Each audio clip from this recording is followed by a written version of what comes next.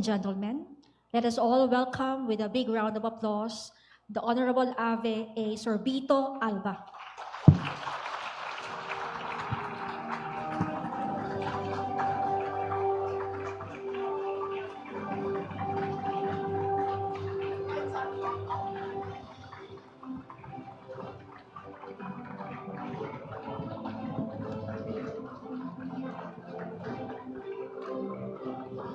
Please sit down.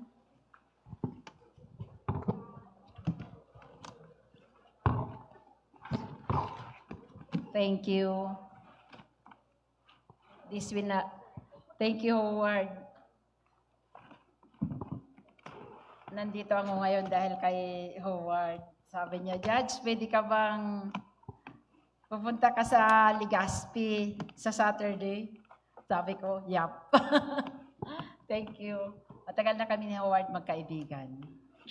Habang tinitingnan ko kanina yung mukha ni Howard, habang tinitingnan ko yung mukha mo, parang nakikita ko yung future justice of the Supreme Court.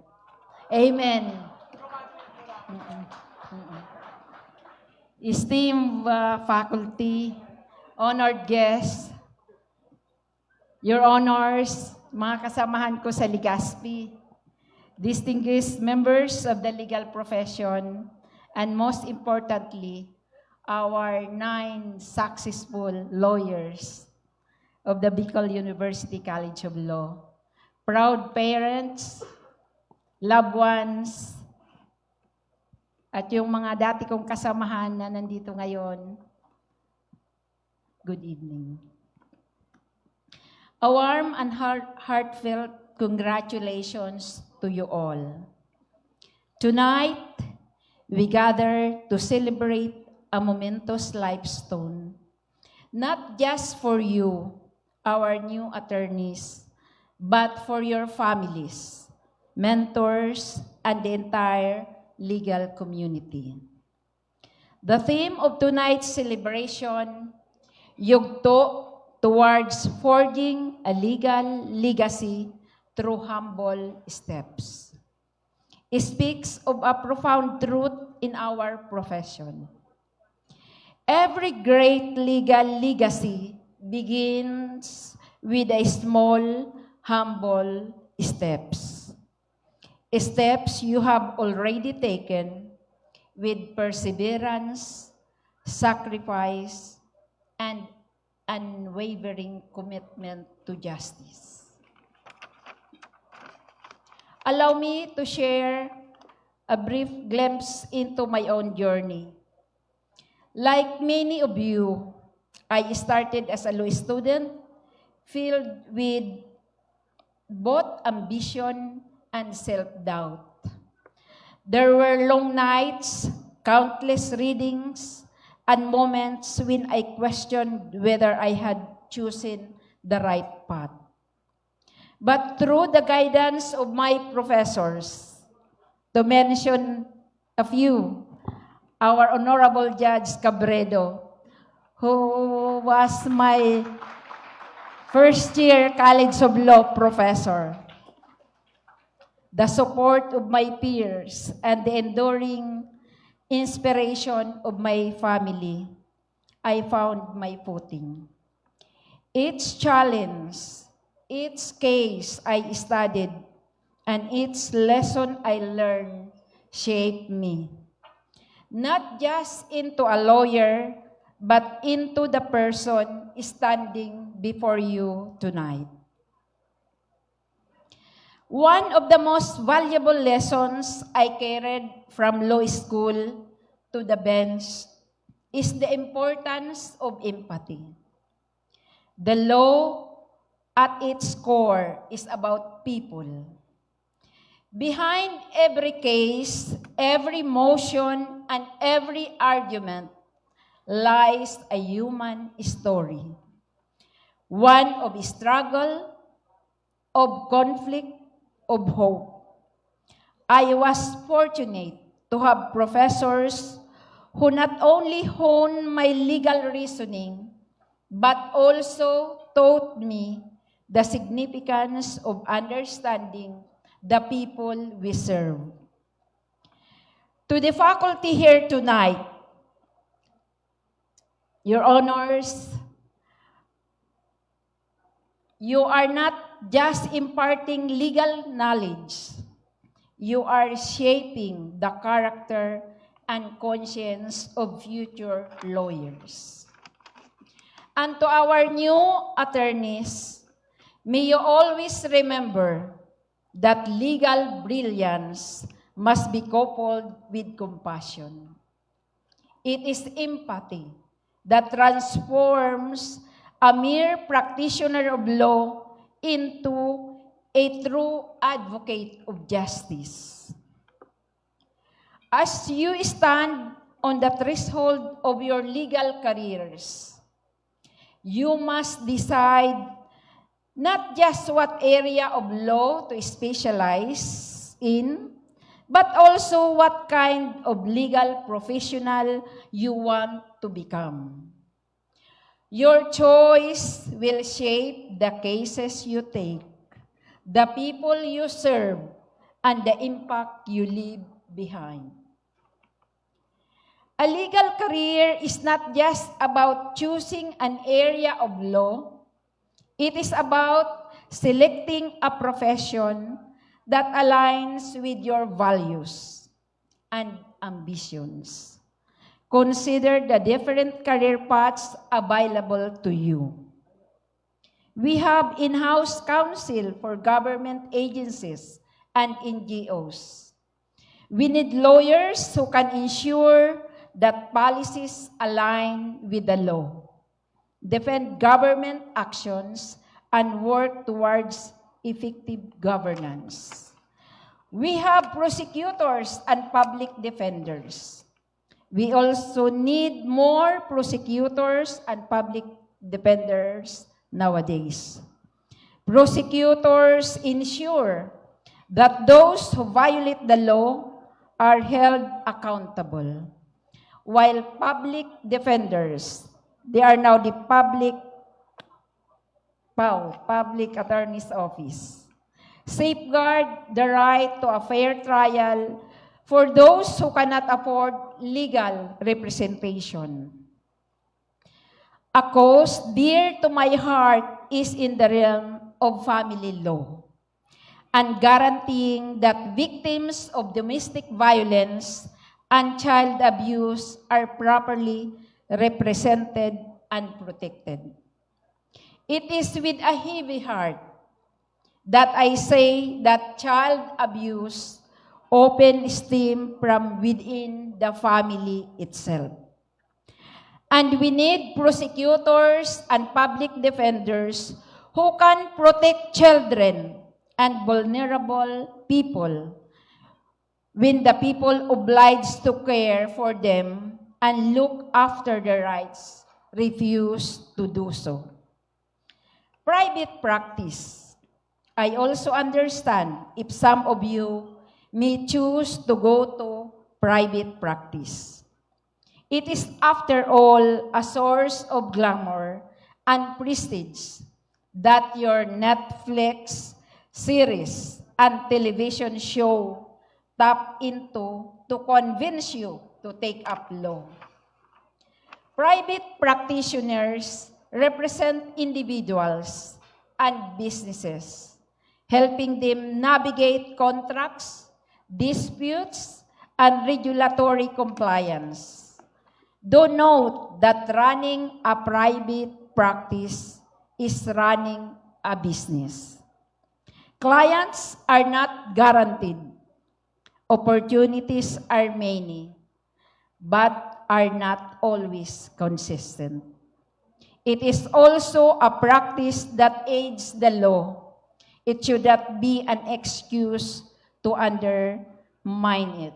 Remember that. The judiciary. Becoming a judge is a path that demands wisdom, integrity, and impartiality, befitting those attorneys who have worked in other areas of the law and are seeking a more stable but long-term challenge. We have also politics and public office. We need better politicians. It seems cliche and even loaded with stereotypes to see lawyers go into public office. However, the political landscape has long been dominated by entrenched dynasties. If we want genuine representation in our country, we need genuine participation. We need a strong, vocal, steadfast sense of advocacy and empathy, which I truly hope I can see some of you championing through in our local government, our national congress, or even in our national executive. To you, attorneys present and future, you have the power and the responsibility to challenge the flaws of our legislation. Advocate for electoral reforms and promote leaders who truly serve the interests of the marginalized. If you choose to enter politics, let it be the goal of fostering accountability, transparency, and justice. Beyond choosing a profession, you must also determine the legal specialization that will define your reputation and contribution to society. We have the cases you take, the advocacies you champion, and the legal issues you research will shape the legacy you leave behind. Consider these pressing fields and that require strong legal minds. We have cybercrime and data privacy law. We have environment and climate justice. We have human rights and social justice. Whatever path you choose, remember that your legal journey is not just about personal success. It is about service, integrity, and the impact you leave behind. As you begin this new chapter of your lives, I urge you to embrace the values that have brought you here: humility, hard work, and unwavering sense of justice. Tonight, we celebrate not only your achievement, but the promise of the legal legacies you will build. The journey ahead will be challenging, but it will also be deeply fulfilling. Take your humble steps forward with courage and never forget the roots that have shaped you. Congratulations once again, and may you forge a legacy that inspires generations to come. Can I share a joke? Masyado tayong seryoso.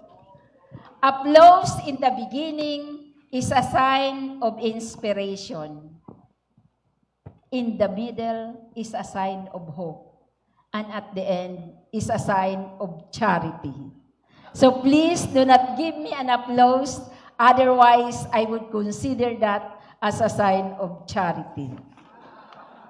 But before that, may I request everyone to please stand and let us bow our heads and repeat after me.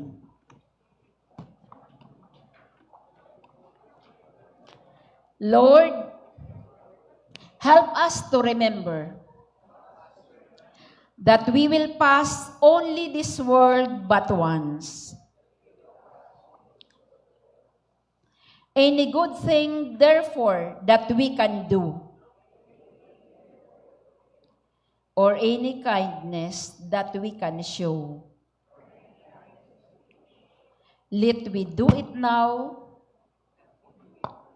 Let we not defer or neglect it. For we shall not pass this way again. Amen. Thank you very much and mabuhay kayong lahat. We would like to request Honorable Ave Zorbito Alba to kindly stay up the stage as we now award the certificate to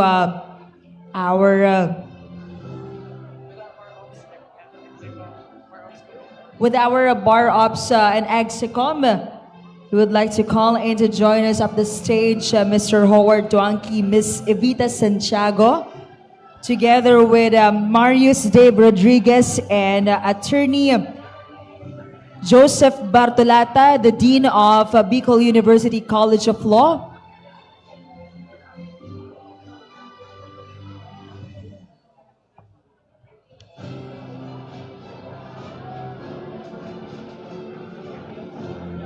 Thank you so much po. And once again, let us give a big round of applause to our keynote speaker, Honorable Ave Zorbito Alba, for gracing our activity tonight in celebration with our bar passers of BUCL. Maraming salamat po, ma'am. And now, of course, we would like to take this opportunity to have a picture or group photo together with our keynote speaker, together with the faculty members of Bicol University College of Law. So we would like to invite you all, dear professors, to kindly join us here up the stage as we take a picture.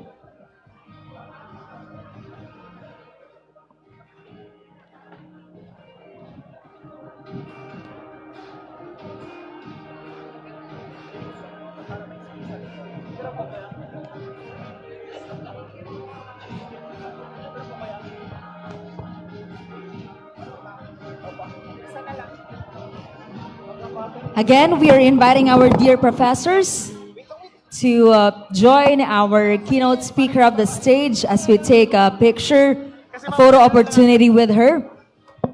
Once again, we are extending our sincerest appreciation to our keynote speaker, Honorable Ave Zorbito Alba, the presiding judge of RTC FC Branch 48 Masbate. Maraming salamat po.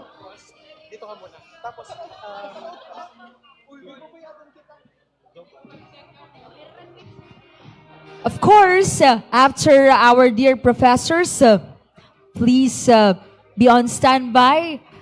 Our 9 new lawyers, as you'll be having a picture with our keynote speaker as well.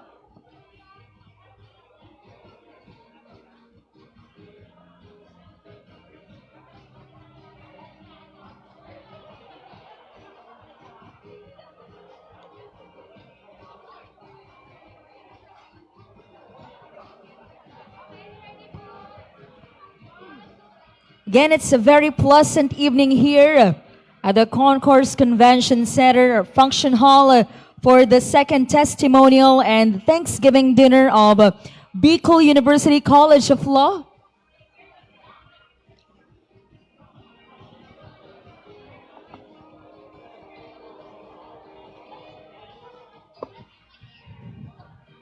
Once again, we would like to request our 9 new lawyers to please now join us up the stage as we take a photo with our guest of honor.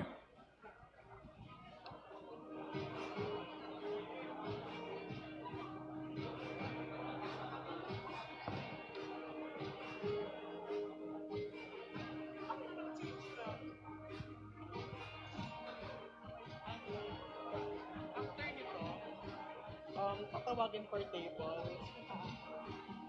Dito na lang siguro kayo sa front. Sa front na lang kayo, dyan na lang kayo. Ha? Wait lang, baka magpipicture pa sila. Ba't kayo nandun na? Tinawag mo na? Okay. Ano yun? Ano? Paano dapat pa? Okay. 5 down here, tapos 4 doon. Dito na kayo, dito sa kaadap. Tabi ka muna dyan. Also, after our 9 new lawyers, please be on standby, everyone, as we will be having the opportunity and the honor to have a group photo with our guest of honor tonight and the faculty members. So we will be calling you table per table. Except tables 1 to 6, their food will be served. So we will be calling you table per table. So you may check your table numbers accordingly as we call you to join our dear professors and guests of honor up the stage for the group photo. Okay na. Also, after that, we may now take our dinner. Just a reminder that for tables 1 to 6, your food will be served. Table 7. Now, let us proceed with the table number 7, please. Join our dear professors. So we would like to ask our dear professors to please stay po at the stage together with the guest of honor, as everyone po will be called to have a picture with you. So now we are calling in tables number 7 and 8. After, pwede silang pumunta sa buffet table. We have to buffet station. Also, after taking a picture, everyone, we would like to remind you all that you may now take and enjoy our dinner tonight. So please approach our assisted buffet stations to your left and right. Mamili na lang po tayo kung saan po tayo kukuha ng pagkain natin. Maraming salamat. Just a reminder that for tables 1 to 6, your food will be served.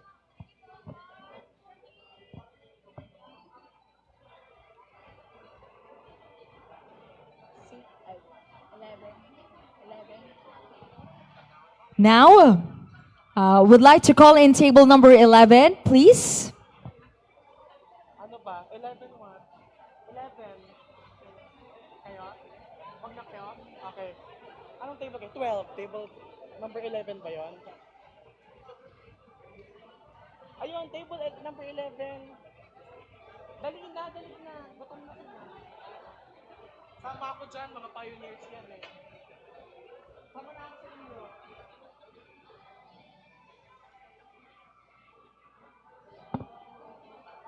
Uy, pwede na sila mag-buffet. Again, to those who are done with picture taking, you may now get your food. Pwede na po tayo kumain, and let us proceed to the assisted buffet station to your left or right part of our venue. Next is table number 13, please.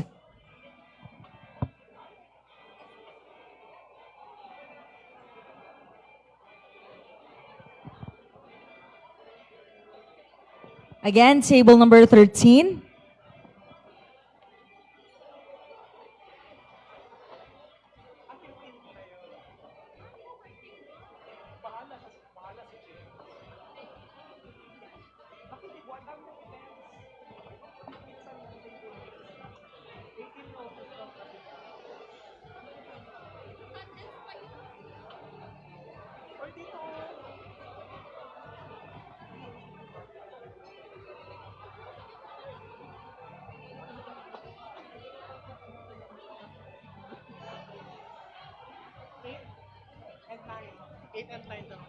Next, please be on standby. Table 8 and 9.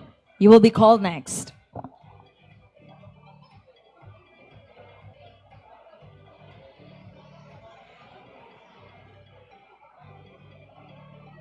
Now, table number 8 and 9, please proceed here in front. Okay lang, it's okay.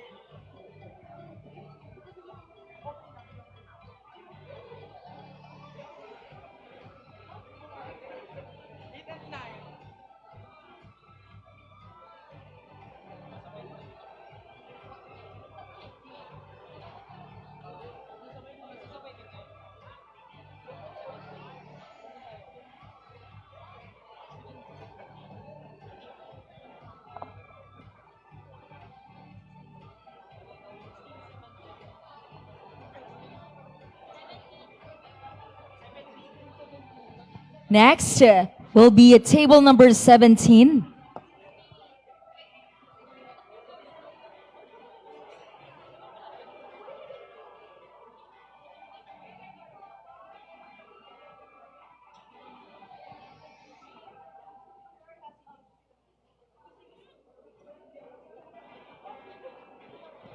All right, table number 17, please.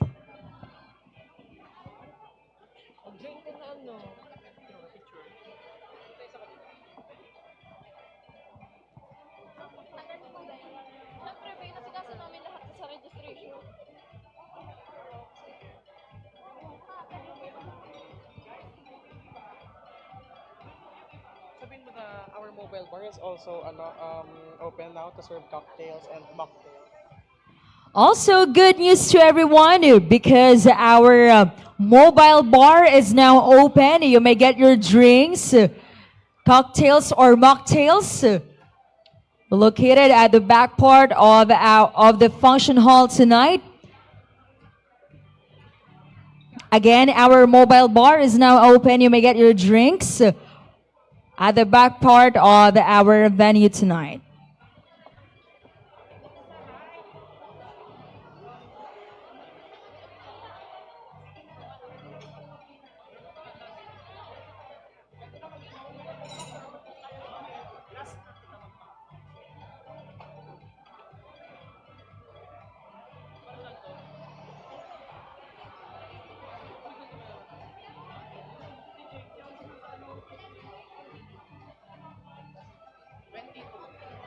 Next table will be number 22. Tapos sunod is bar ops. Again, table number 22, please. And be on standby, Bar Ops Committee.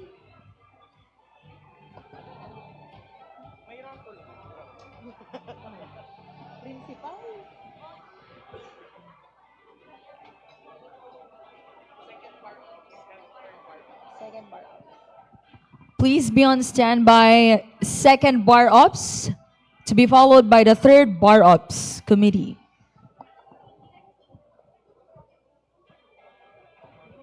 All right, now the second Bar Ops, please.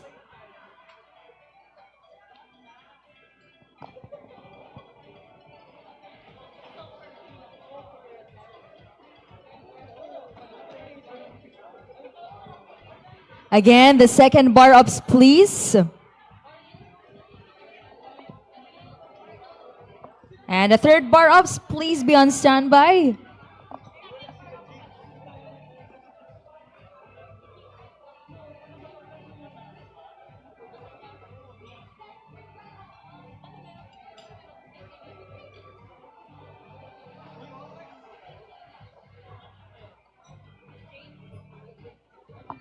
Next is the third Bar Ops, please.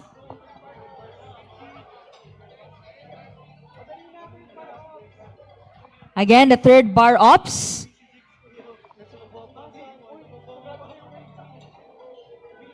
Of course, calling the attention of the Bar Ops chairperson, Mr. Jigs Karaig.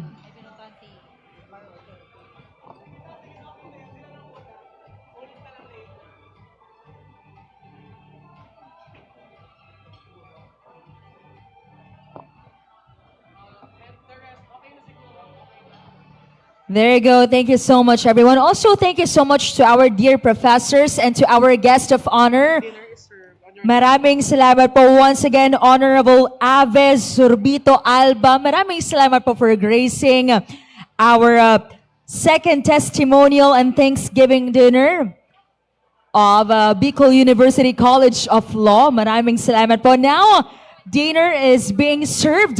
Let us enjoy our meals tonight and we shall continue with our messages coming from our dear bar pastors after our dinner. As of now, please stay and enjoy our meals.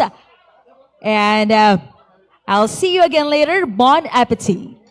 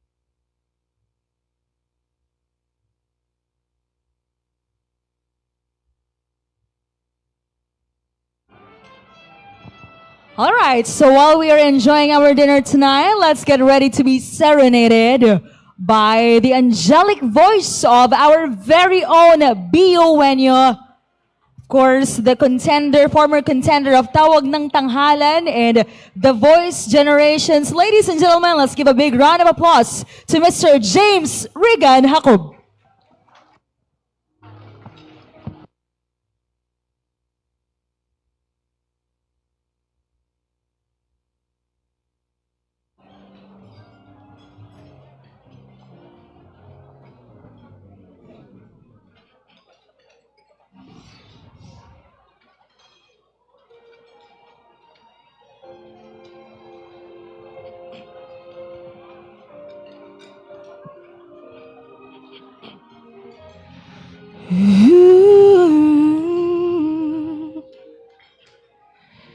Di biro ang sumulat ng awitin para sa'yo. Para akong isang siraulo, hilaw at lito.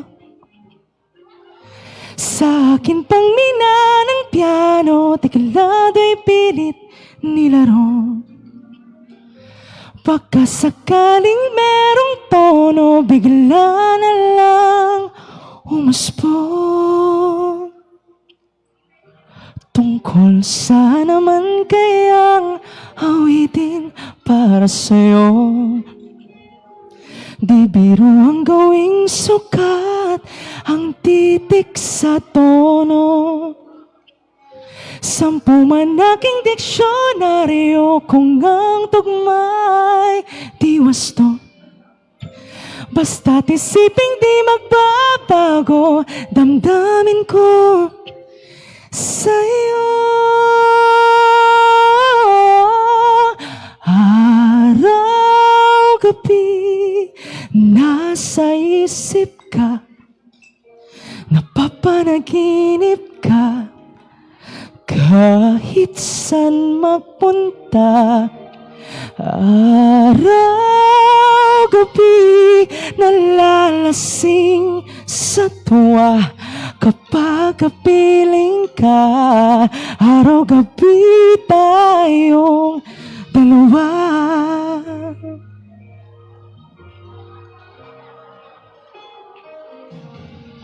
Biruin mong nasabi ko ang nais kong ipahati. Dapat mo lamang mabatid, laman itong dibdib. Tila 10 taong awitin ang natapos kong likhain. Ito ang tunay na damdamin, tanggapin at tinggin.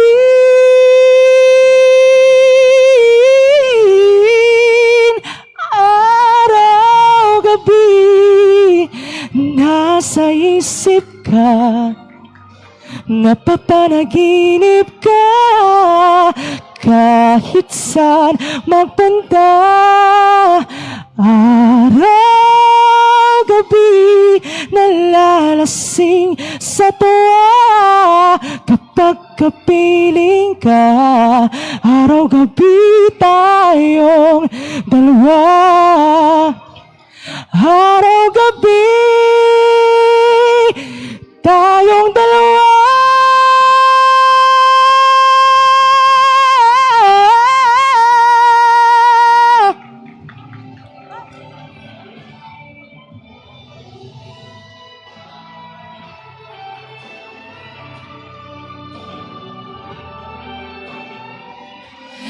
Araw-gabi tayong dalawa.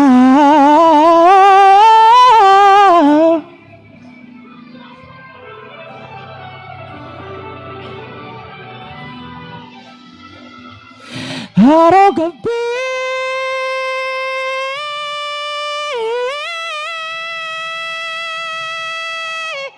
araw-gabi, nasa isip ka, napapanaginip ka. Kahit saan magpunta, araw-gabi,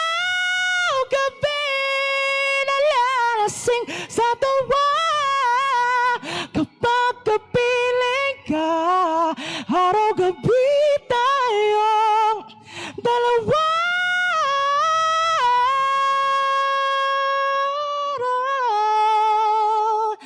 Araw-gabi tayong dalawa.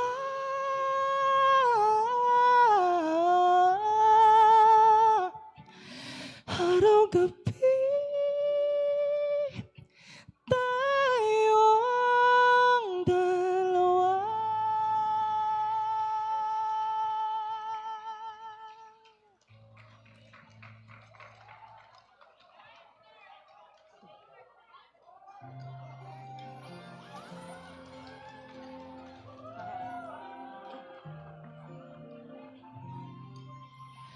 There I was alone in the shadows, couldn't find my way. Then you walk in and brought along the sunshine.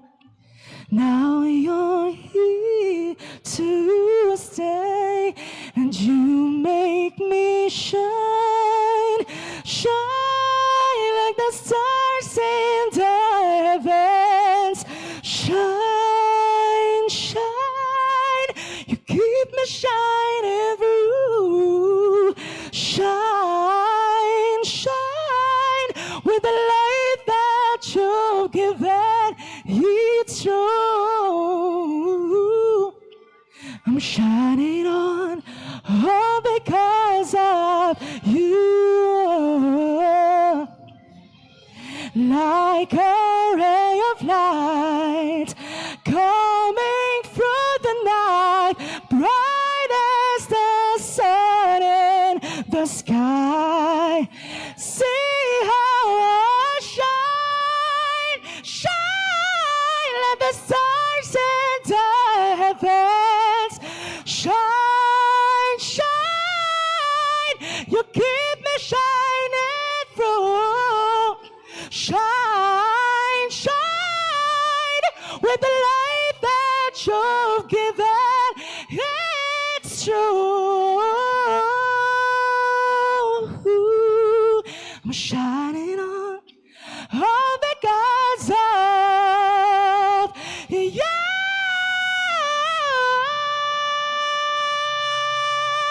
You make me shine.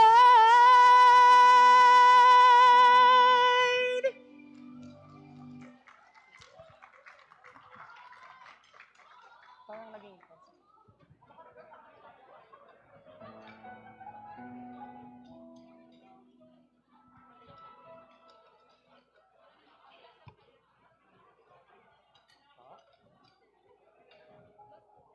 hindi pa. Eto.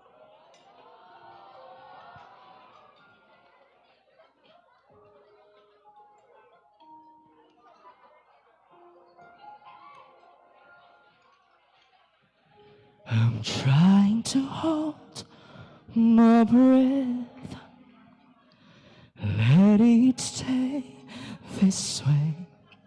Can't let this moment end. You set off a tree with me, getting louder now. Can't you hear it echoing? Take my hand, will you share this with me? 'Cause darling, without you, all the shine of thousand spotlights, all the stars will steal from the night sky will never be enough, never be enough. Towers of gold are still so little. These hands could hold the world, but it will never be enough, never be enough for me.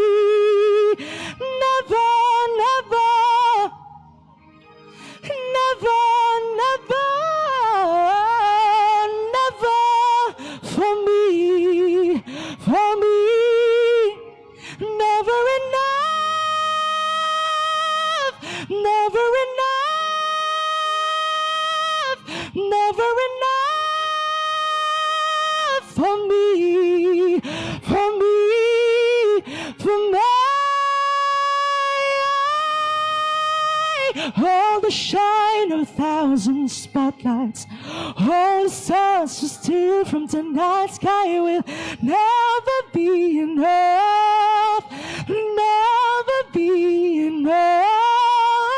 Towers of gold are still too little. These hands could hold the world, but it will never be enough, never be enough for me. Never, never, never, never,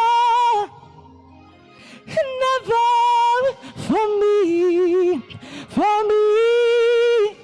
Never enough, never, never, never enough, never, never, never enough for me, for me, for me.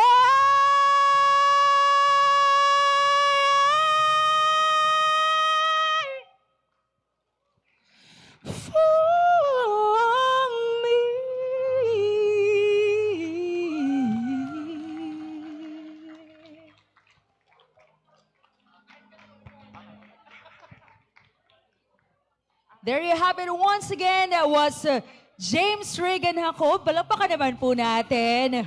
Truly a talented student of Bicol University. Thank you so much for raising the flag of Bicol University. To all your endeavors, Mr. Jacob, we are very, very proud of you.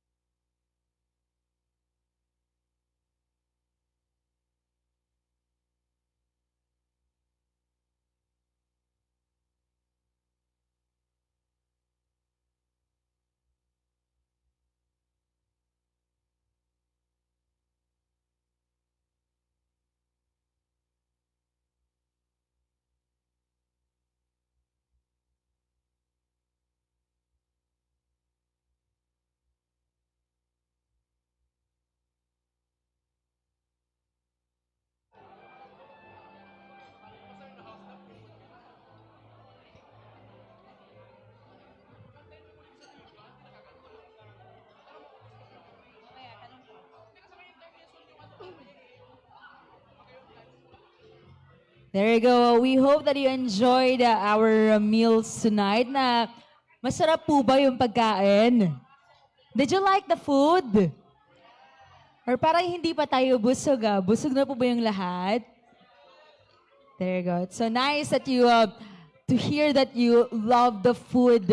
Well, while we're still finishing our dinner time, okay lang po yan. Just enjoy the meals if you are still eating. That's all right. But we would like to remind all of you to please sign the attendance sheet, especially those who haven't signed the attendance sheet yet. Please do so because kailangan po siya sa processing sa accounting para may official count po tayo ng attendees tonight. All right? Or gusto niyo po ba ng kanta from our talented BON nyo? We'll see if our successful bar takers would actually want to request from James Regan Jacob later on. But in the meantime, we would like to request our successful bar examinees to please be on standby because in just a short while we are about to begin with our messages as the highlight of tonight's testimonial and Thanksgiving dinner by Bicol University College of Law.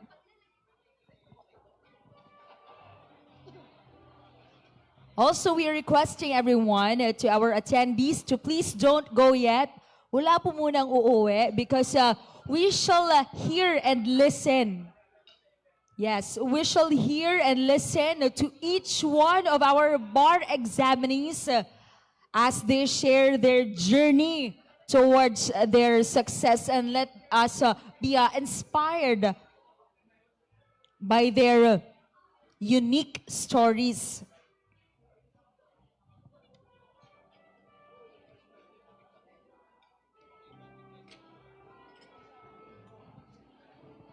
Again, this is the second testimonial and Thanksgiving dinner tonight with the theme Yugto, towards forging a legal legacy through humble steps.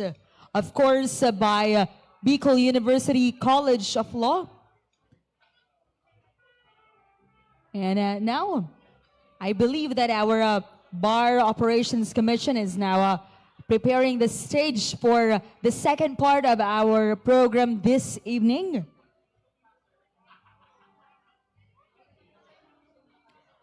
I would just like to ask everyone if are you all ready to meet once again our 9 successful bar examinees?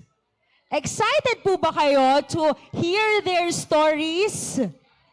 Parang hindi Excited po ba tayo to listen to each one of them as they inspire us with their stories?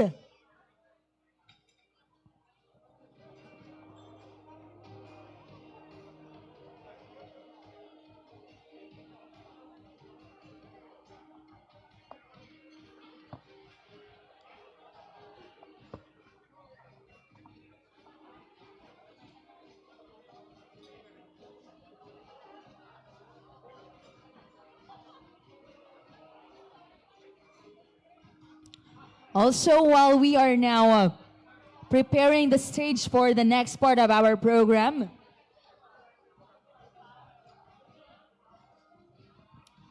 we would like to request everyone to please be seated or find your comfortable seats, your place, as we are now about to call in our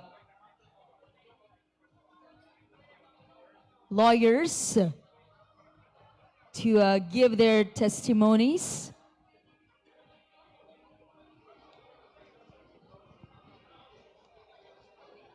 Okay na ba yung itsura? Okay na yung itsura? Oo. Yung isa-isa? Oo. Mas speaker mas sila.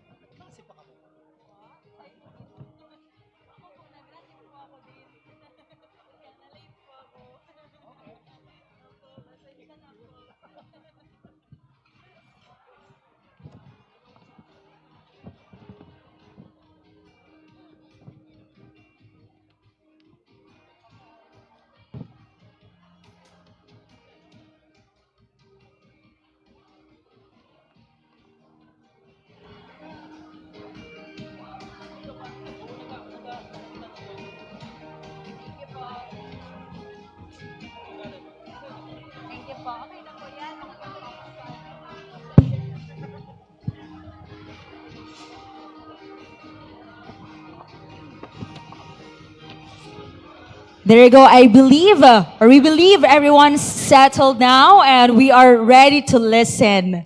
Once again, we welcome everyone here at the Concourse Function Hall for the second testimonial and Thanksgiving dinner of Bicol University College of Law. And now, this is all what we've been waiting for tonight as we listen and unveil their stories one by one. Let us be inspired as they unravel and go down memory lane with us as we witness and listen to their unique stories, to their unique journey in becoming one of the successful lawyers of Bicol University College of Law. Before I call in them one by one, we would like to request everyone to please give a big round of applause to our amazing 9 lawyers for making it to the bar examination. Congratulations. Now, as we call in our successful bar takers, our lawyers, so you will be called to share your message here in front, your story, and thereafter, you will be requested to proceed up the stage as you sign the official roll of attorneys of Bicol University College of Law. Parang practice na po ito, ano? Tapos na actually, para meron din na ceremonial signing ang Bicol University College of Law. How beautiful is that to witness tonight? All right? So now, as we begin, as promised, let us call in our first lawyer here tonight to give his testimony. Palakpakan po natin, Attorney Christian Irvin Bautista.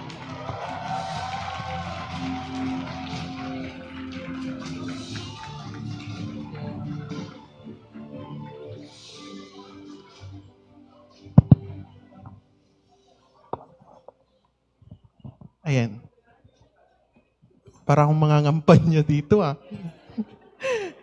Anyways, as the first speaker and designated leader of the pack, I have been tasked with delivering a universal salutation for all the 9 of us, the new lawyers for humanity from Bicol University College of Law. This, of course, is a cost-cutting measure agreed upon by my esteemed colleagues, designed to avoid overtime charges for the venue, spare everyone from excessive speech-induced drowsiness, and most importantly, fast-track us to the real highlight of the night, the feast and festivities. To our esteemed guest speaker, Honorable Judge Ave A. Zurbito Alba, our University President, Dr. Baby Boy Benjamin Nebres III, university officials, our ever-supportive and beloved Dean of the College of Law, Attorney Joseph L. Bartolata, our brilliant professors, our honored guests, proud parents, pañeros and pañeras, ladies and gentlemen, a pleasant evening to all of you. And may I request the 9 newly minted lawyers of the people to stand up and give everyone a warm greetings.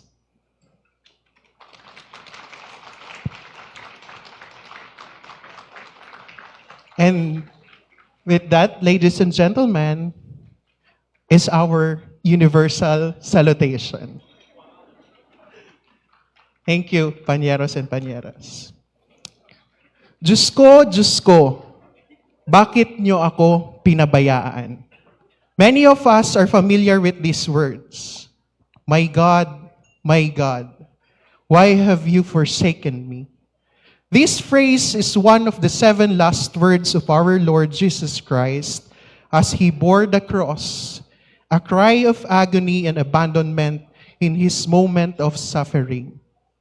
Some theologians interpret this as a cry of despair, an expression of overwhelming pain, a moment when even the Son of God felt the weight of the world on his shoulders. I have wondered, how many times in our lives have we been in this exact same situation, where we cried for help and we cried for despair?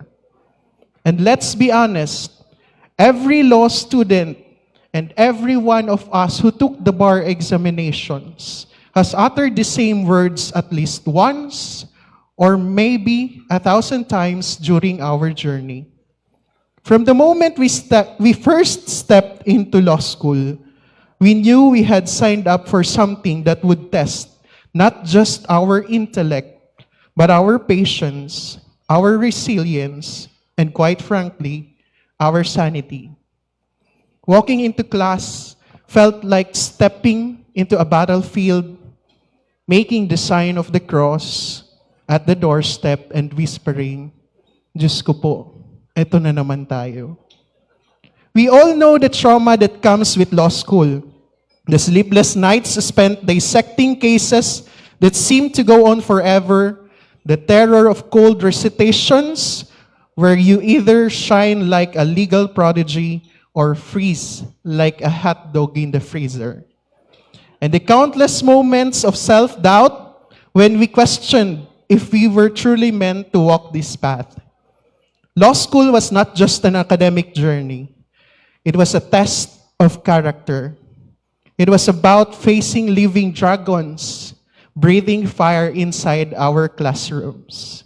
Professors who could dismantle your confidence with a single question that seemed to just torment us, and exams that made us question whether we had been reading the same books as everyone else. It felt like stepping into a room knowing fully that death awaits inside. But here we are, we survived. Through the tears, the exhaustion, and the moments we nearly gave up, we found strength. Strength in our families who supported us, in our professors who guided us, in our friends who stayed up with us for late night study sessions and last-minute cram marathons. We found strength in our shared struggles, in our shared dreams, and in the unshakable belief that we were meant for something greater. Today is a moment of immense gratitude, a time to reflect on the journey that has brought us here. As I stand before you, my heart overflows with thanksgiving for the countless blessings and unwavering support I have received along the way. First and foremost, my deepest gratitude belongs to God, whose divine guidance and endless mercy have been my refuge and strength. To our Mother of Perpetual Help, whose intercession has brought comfort and grace in moments of doubt and difficulty, I am forever grateful. To my ever-supportive family, words will never be enough to express how much you mean to me. My mother, who has been my rock, my constant source of love and encouragement, standing by me through every challenge and triumph. My brother, Angelo, who has shared in this journey with unwavering support. To my Lola, whose wisdom and warmth have shaped me. And to my Lolo in heaven, who inspired me to pursue law, and whose presence I still feel, guiding me with love. To my relatives who have been my strength, thank you for being my foundation. To my law school besties, Kale, Jenna, Tanya, Danny, Josh, and Ken, you have been my safe haven in this chaotic world of law school. And to our extended besties, Marius, Cookie, Jero, and MC, thank you for the laughter, the late-night study sessions, and the unbreakable bond we have built. The thought of graduating and passing the bar and going on our separate ways brings a bittersweet realization. It means no more spontaneous dinners, no more endless inside jokes during breaks, no more shared stress over recitations and examinations, and no more chika minute. While this chapter closes, I hope and pray that the friendship we have formed will remain, transcending time and distance. To my night fam, though some of us have now ventured down different paths, the memories we created, the support we provided each other, will always stay with me. To my batch Hiraya Manawari, and our extended family from batch Sibol, this journey was never easy, but because of you, it became bearable. The sleepless nights and shared dreams, the moments of struggle and triumph, each of these was made lighter by the companionship and strength we found in one another. To our professors, thank you for sharing your wisdom, your patience, your relentless dedication to shaping us into becoming the professionals we aspire to be. Your passion for teaching and unwavering belief in our potential have inspired us to push beyond our limits and strive for excellence. Special mention to Prosecutor Jennifer Balyeras Bagay, the very first professor who believed in the capacity of our batch and encouraged us to trust in our own abilities. Your faith in us planted the seeds of confidence that carried us through our journey. To Attorney Georgiana Rainbow Andes, who gave her full confidence and trust in us, allowing us to see our own worth through her eyes. Your guidance and encouragement has been a beacon of hope and motivation. To Honorable Judge Ruben F. Mission V, the very first review professor to declare that our batch would definitely make it and that we were capable of producing top-notchers. Your words were not just an assurance, but a challenge that pushed us to aim higher and work harder. To Honorable Judge Michael Balmaceda, whose unwavering support and belief in our batch never faltered. Your constant reminders that we were your favorite batch lifted our spirits during the toughest times and motivated us to make you proud. Sorry, guys. To Attorney Joanne Lorenzano Akende for her unfailing support and dedication to our growth and success. Your guidance has been invaluable and your faith in us has never wavered. To the beloved tatay of every lawyer in Bicol region, Attorney Antonio C. Bron, your wisdom, generosity, and steadfast support have been a source of inspiration to us all. Your presence in our journey has been a gift we will always cherish. To Honorable Judge Elmer Lanuzo, the very reason why I was able to excel in my criminal law review class with Judge Mission. And to Honorable Judge Martesa Noilan, your constant reassurance that everything happens for a reason has been our guiding compass and comfort during times of tribulation.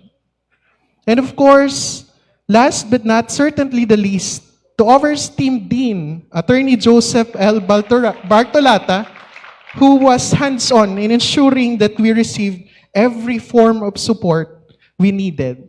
Your leadership, dedication, and unwavering belief in our success have been instrumental in shaping us into the individuals we are today. To all the professors who have guided us along this journey, though I cannot mention you all by name, please know that we are profoundly grateful for the knowledge, wisdom, and encouragement you have imparted to us. Each of you has played a role in our growth, and for that, we thank you from the bottom of our hearts.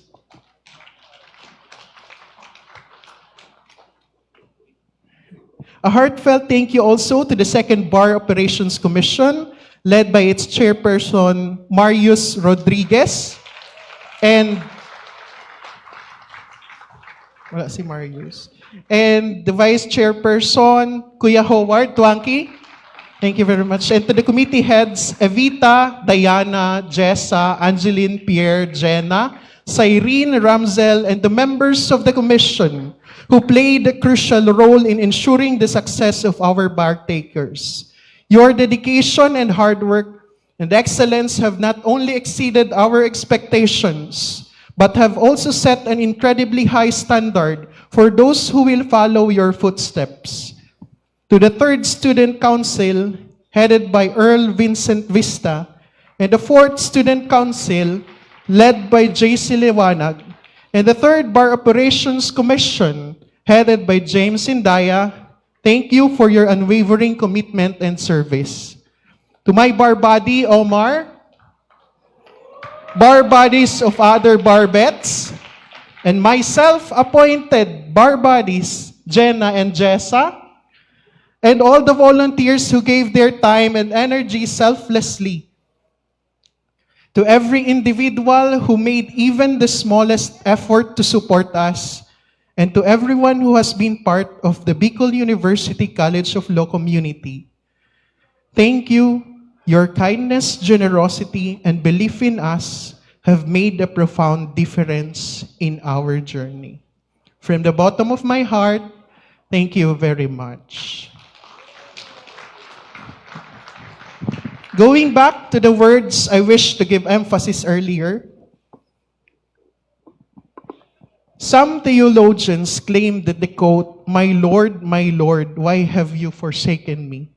does not only refer to cry of agony, but has a reference to Psalm 22, a Bible passage that started with anguish, but ended in triumph and vindication, hinting at the resurrection of our Lord Jesus Christ.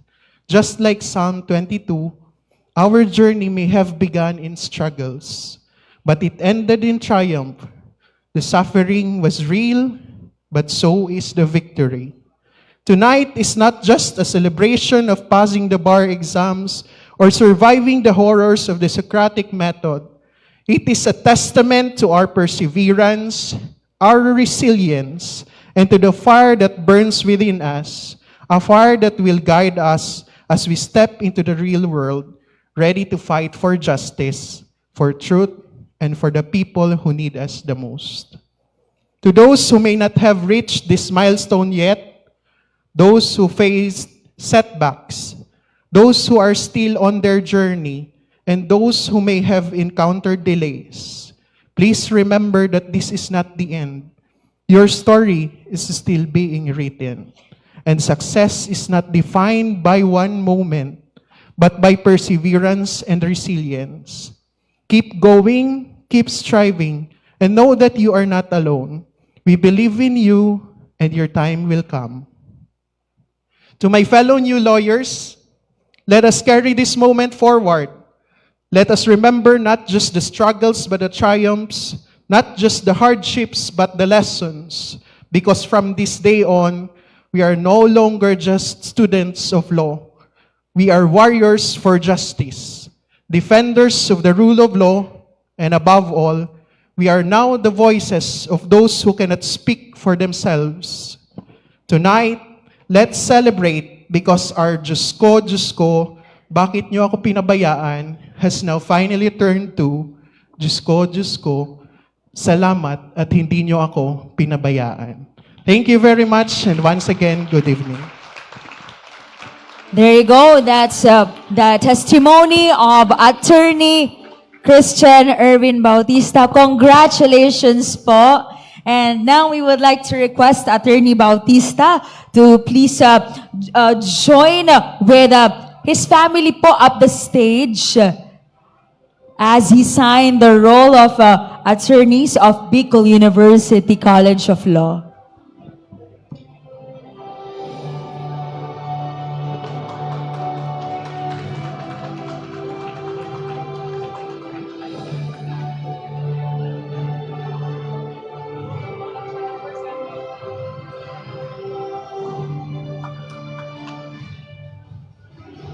There you go.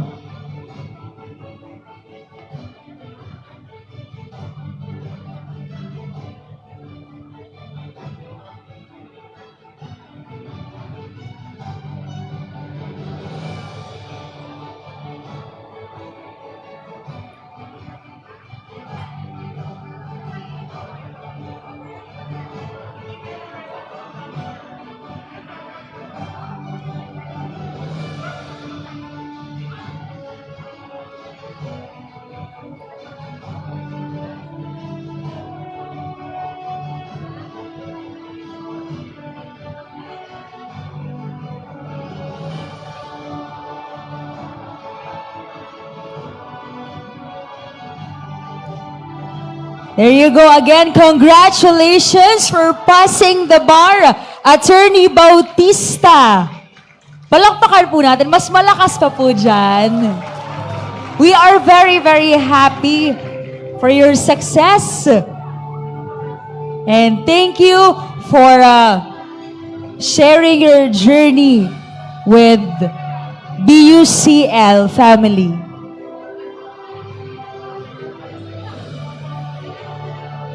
And now, without much further ado, let us now hear the second testimony of our second attorney who's here tonight. Palakpakan po natin, Attorney Susan Cajegas.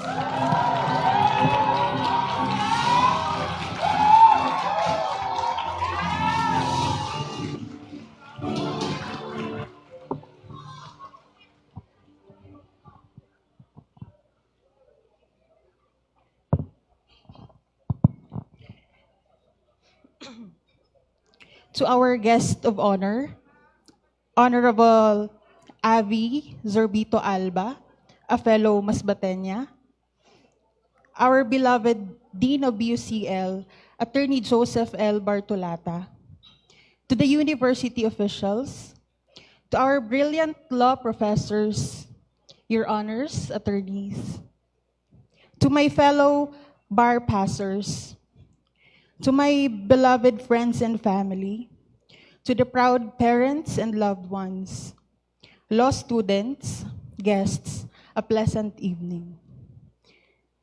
Unlike most of the aspiring lawyers who enroll in law school, all wide-eyed, full of aspirations, becoming a lawyer was never a childhood dream.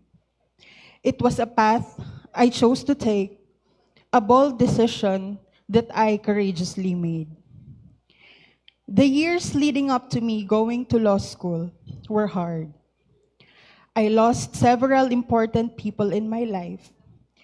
So when I got the news that I did not make the cut in the 2023 bar, I did not instantly cry. The thought that kept going on inside my head was, baka di lang talaga ako favorite ni Lord. My circle of friends in law school, Fiona, Don, Mem, Joy, Ina, and Josh, they had always wondered why they never saw me cry. I told them, well, I think it's because life has prepared me for this. Because for me, nothing will ever be more painful than losing a good parent, especially a mother. So when they saw me shed a tear or two at the 2024 Bar Salubong, they engulfed me with the warmest hug and cried with me. This achievement is far more than what I had ever expected. And for that, I think I can say it is somehow serendipity. From surprisingly passing the PhilSat that my friend invited me to take with her on short notice, to BU announcing that they were offering the JD program just a few weeks after I told my father that I will consider enrolling once BU offers. I remember Attorney Llagas asked me during the panel interview whether I had any idea how rigorous law school was going to be. I said, yes, ma'am. And I got the first-hand experience of its rigors in Consti 1. It was never an easy journey. And I guess at some point, I realized it shouldn't be. And that's what makes it great. We are where we are right now, not just because it is meant to be, but because we believed and we worked hard on that belief. Tonight, I don't want just to share my testimony, but to also give encouragement to my friends who fought their all but may not have yet been favored. I was once in their shoes, and I want them to know that things will get better. There was this post on the internet that said, I remember feeling like I was always the one fading into the background, while others stood out effortlessly. That resonated with me. That feeling was frustrating and disappointing. But I chose to move forward, equipped with the lessons I learned. I understand that we have different ways of handling failure. For me, it was like breaking up with an ex-lover. I remember I was catching up with my dear friend Joshua over coffee. I told him it was 23rd of December 2023. My cousin was driving our uncle to MOA for a last-minute Christmas shopping. While I was at the back seat, admiring the massive LED screens and extravagant display of Christmas lights. The car turned, and there I saw the SMX building, where my friends just had their oaths taken. I told Josh, "Did you know that I silently cursed SMX?" Sabi ko, "Kung ayaw mo sa akin, edi ayaw ko din sa'yo." I was in my anger stage. Funny enough, a year later, it was the same venue where I took my oath as a lawyer. I realized life can be pakipot. But if you really want it and you have the opportunity to go for it, then claim it. Quoting Dr. Tricia Robredo, she once said, "People won't always root for you, so you have to root for yourself." Being heartbroken over an unfavorable result is valid. In fact, I encourage you to feel it until there's nothing left of it, until all you can feel is the drive to go again and making it all yours. Justice Leonen once said, and I quote, "Learn to deal with failure and frustration. Accept and learn from them. Do not wallow in your disappointments. None of us are our ideal self. Failure and frustration contribute to skill, character, conviction, and compassion. So believe in yourselves, future pañeros and pañeras. The dot awaits, and we are all here hoping with you to claim your own successes." Let me end this speech by conveying my gratitude to the Lord. Salamat po kasi nalipat na ako sa listahan ng mga favorite mo. To Papa, for encouraging me to relax. You just did not make the cut, but you can still try. He once said, "Isipin mo na lang, not all cases can be won, and this may just be one of those. But it doesn't mean that you will always fail." To my family, who helped me and encouraged me to try again. To my friends, before, during, and after law school, thank you for willingly taking part in this journey, even during those times that I was not easy to be around with, especially during those times, the difficult times. To the BU and BUCL communities, especially the CSC and the Bar Ops Commission, and my bar buddy, Diana, for your unwavering support. To the professors and faculty, teaching and non-teaching, especially to our former BUCL Dean Hardy Akende and former Associate Dean Judge Norly Reyes, who were a huge part of honing us and for your guidance since day one. Thank you very much. And to all the aspiring lawyers of BUCL, believe in yourselves. Surround yourselves with good and genuine people. And most importantly, have faith. Thank you and good evening.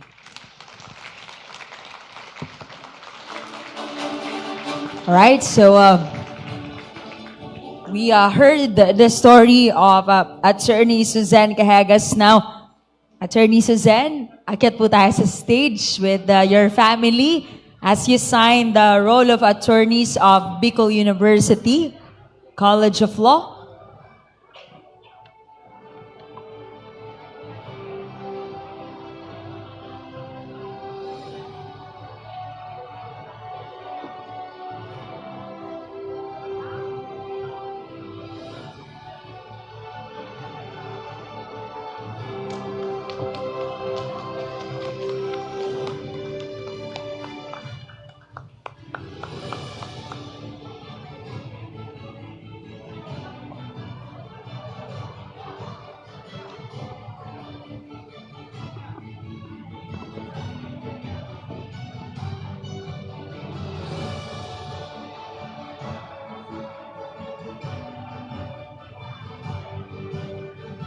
There you go. Again, congratulations, Attorney Susan Cahegas. Palakpakan po natin siya. Oh, to be like you someday po. Congratulations po, Attorney Susan Cahegas. And now, let us meet and hear more of the stories tonight of their success stories as we welcome Attorney Francis Adrian Saliona.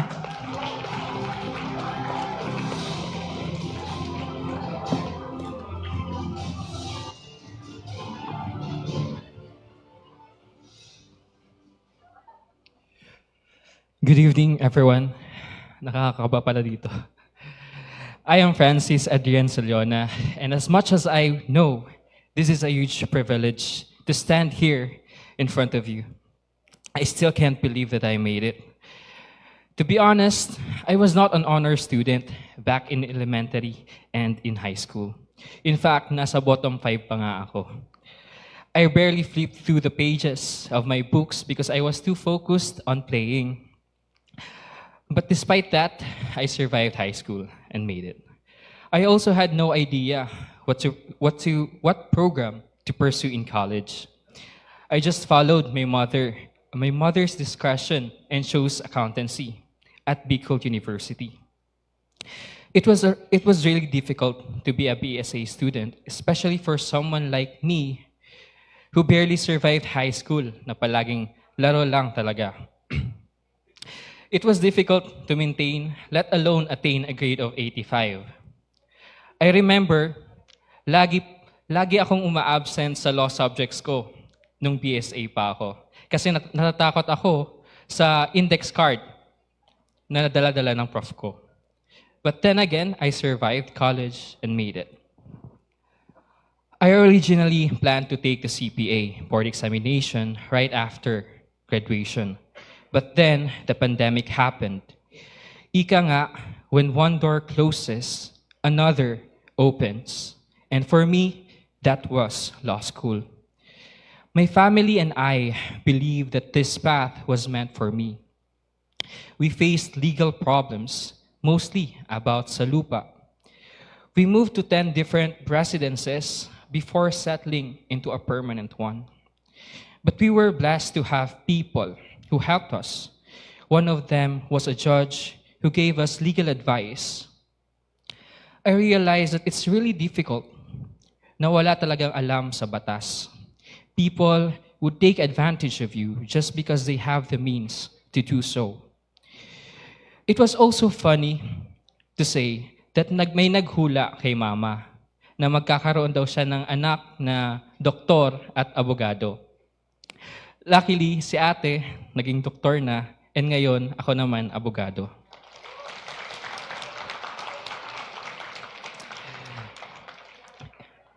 It wasn't easy, even though I was a full-time student. I didn't know how to manage my time wisely, and I wasted a lot of it. Eventually, I had to say goodbye to gaming. Kasi paano ba naman isisingit kung maraming pag-aaralan? I entered law school during the pandemic, and for 2 years, I really struggled to adjust. And I just read and showed up for class. Siyempre, nag-absent din. But then, it was not all sunshine and rainbows, lalo pat kung bokya sa recit. There was one time na mag-quit na sana ako. Hindi kasi ako nakasagot sa recit kay Attorney Bron. Nakapag-advanced reading naman ako, kaso hindi talaga kaya makapag-prepare sa law school. I felt so frustrated in myself, so I skipped class for a week. I even considered taking LOA. But I am grateful to Attorney Joanne, who reached out to me and convinced me to continue. Thank you po. Then came my third year. Finally, face-to-face na. Dito ko mas na-enjoy ang law school. The subjects were harder to grasp and the load became heavier, but it became bearable because of the camaraderie. My friends and I looked out for one another. On my third year, may dumating na naman na problema and about sa lupa, which kept me preoccupied, kaya medyo napabayaan ko na yung pag-aaral ko. Napagalitan ako ni Judge Balmaceda dahil hindi ako makasagot sa receipt kasi absent ako last week. Noon. Hindi rin ako nakapagsubmit ng activity. Na-drop ko din yung torts. I was really depressed, but I told myself na kaya ko. That's why I made sure that in my fourth year, babawi ako. I spent my time at the library starting at 8 a.m. Nakuha ko tong tip galing kay Judge Balmaceda, and I incorporated it. Although I got sick and became unmotivated, I still see to it na pupunta ako ng library para mag-aral. What matters most is that I show up. You won't always be motivated, and so you must learn to be disciplined. And yes, there were still times na hindi ako nakasagot sa receipt, but at the end of the day, alam ko na may natutunan ako. I even joined basketball during intrams. Shout out sa mga teammates ko. But unfortunately, napilayan ako. Months din na napilayan ako. It was a daily struggle na umakyat ng third floor ng nakasaklay. During the review, I told myself na ibubuhos ko ang lahat. But in reality, things don't go according to plan. A lot happened in 3 months, and it almost stopped me from taking the bar exams. One of those challenges was my father's accident, which required surgery. He was hospitalized for 2 weeks, and I had to look after him, lalo pat dalawa lang kami ni ate. At ako lang ang anak na lalaki. I also got sick multiple times, which reduced my time to study. Kaya this is a reminder to those who will be taking the bar exam to please take care of your health. And so, because of these setbacks, I became hesitant to take the exam. I was not prepared, and I only had little time to review. But I think my mother, my papa, my ate, and my girlfriend, because of their unwavering support, I was able to muster the courage to push through. I also want to thank Bicol University for its Juris Doctor program and for providing us with excellent law professors. Thank you po. Especially to the late attorney Mark Mangampo, who made sure that learning was fun kahit na palagi kaming nakatayo dahil bokya sa receipt. I also thank my friends, Kuya Ramsel, Kuya Yohei, Lauren, Joy, Ate Maiden, Ate Jamie. I'm truly grateful to all of you. I'm truly grateful for the late night studies, shared struggles, and moments of laughter. Most of all, I thank God, because through every challenge and moment of doubt, He was my rock, my source of strength and wisdom. So now, you can either take the risk or lose the chance. You must seize the opportunity, because if you hesitate, you might miss out on a once-in-a-lifetime chance. Looking back, I never imagined I'd be standing here in front of you if I had hesitated. Now, I can proudly say that I made it. Thank you so much.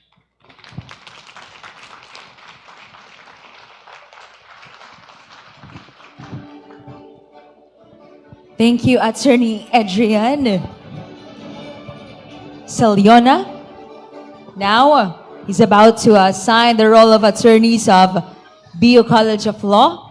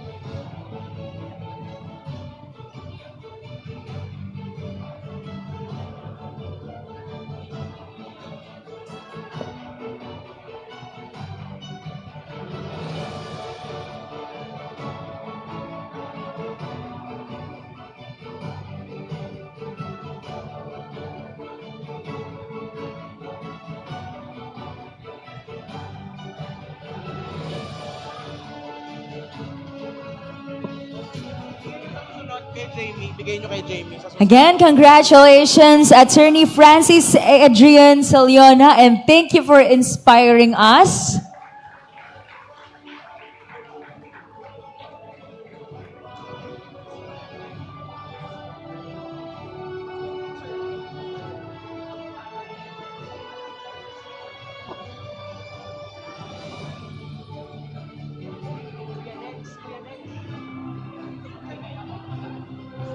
There you go. Congratulations po. And next, we shall listen out to the testimony of Attorney Jamie Gamil.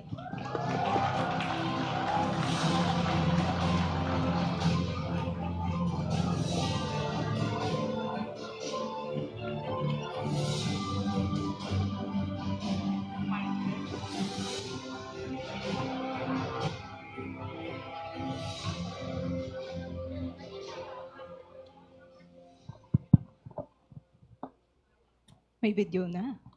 Good evening, everyone. So I hereby adopt the salutations of our lead counsel, Attorney Bautista, and thank you for taking the time to celebrate with us today. I have already had the privilege to deliver my retrospective on my law school journey during our recognition rites last year. So allow me to use this avenue now to look forward instead of backward, be practical instead of sentimental. My speech will be largely addressed, or my sermon, will largely be addressed to my underclassmen and peers, especially the incoming graduates and bar takers. I shall take this opportunity to share my humble advice on surviving the bar exams, which you will be taking in a few months. Para naman sulit ang pag-attend nyo, taking precious time off from what I am sure is your ongoing review, kung nagre-review talaga kayo. So I have 3 lessons and realizations to share, which I hope will help you in your upcoming battle. And since I will be speaking largely to my peers, allow me, ladies and gentlemen, to shift into the vernacular. Vernacular, char. First, training will never betray you.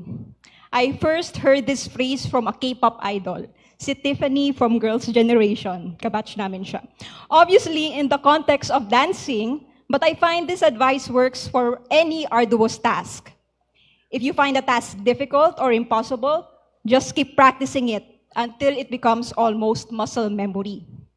Classmates, yun pala yung point ng lahat na pinaka-hate nating activity sa law school. Lahat na recits, lahat na exam, lahat na digests.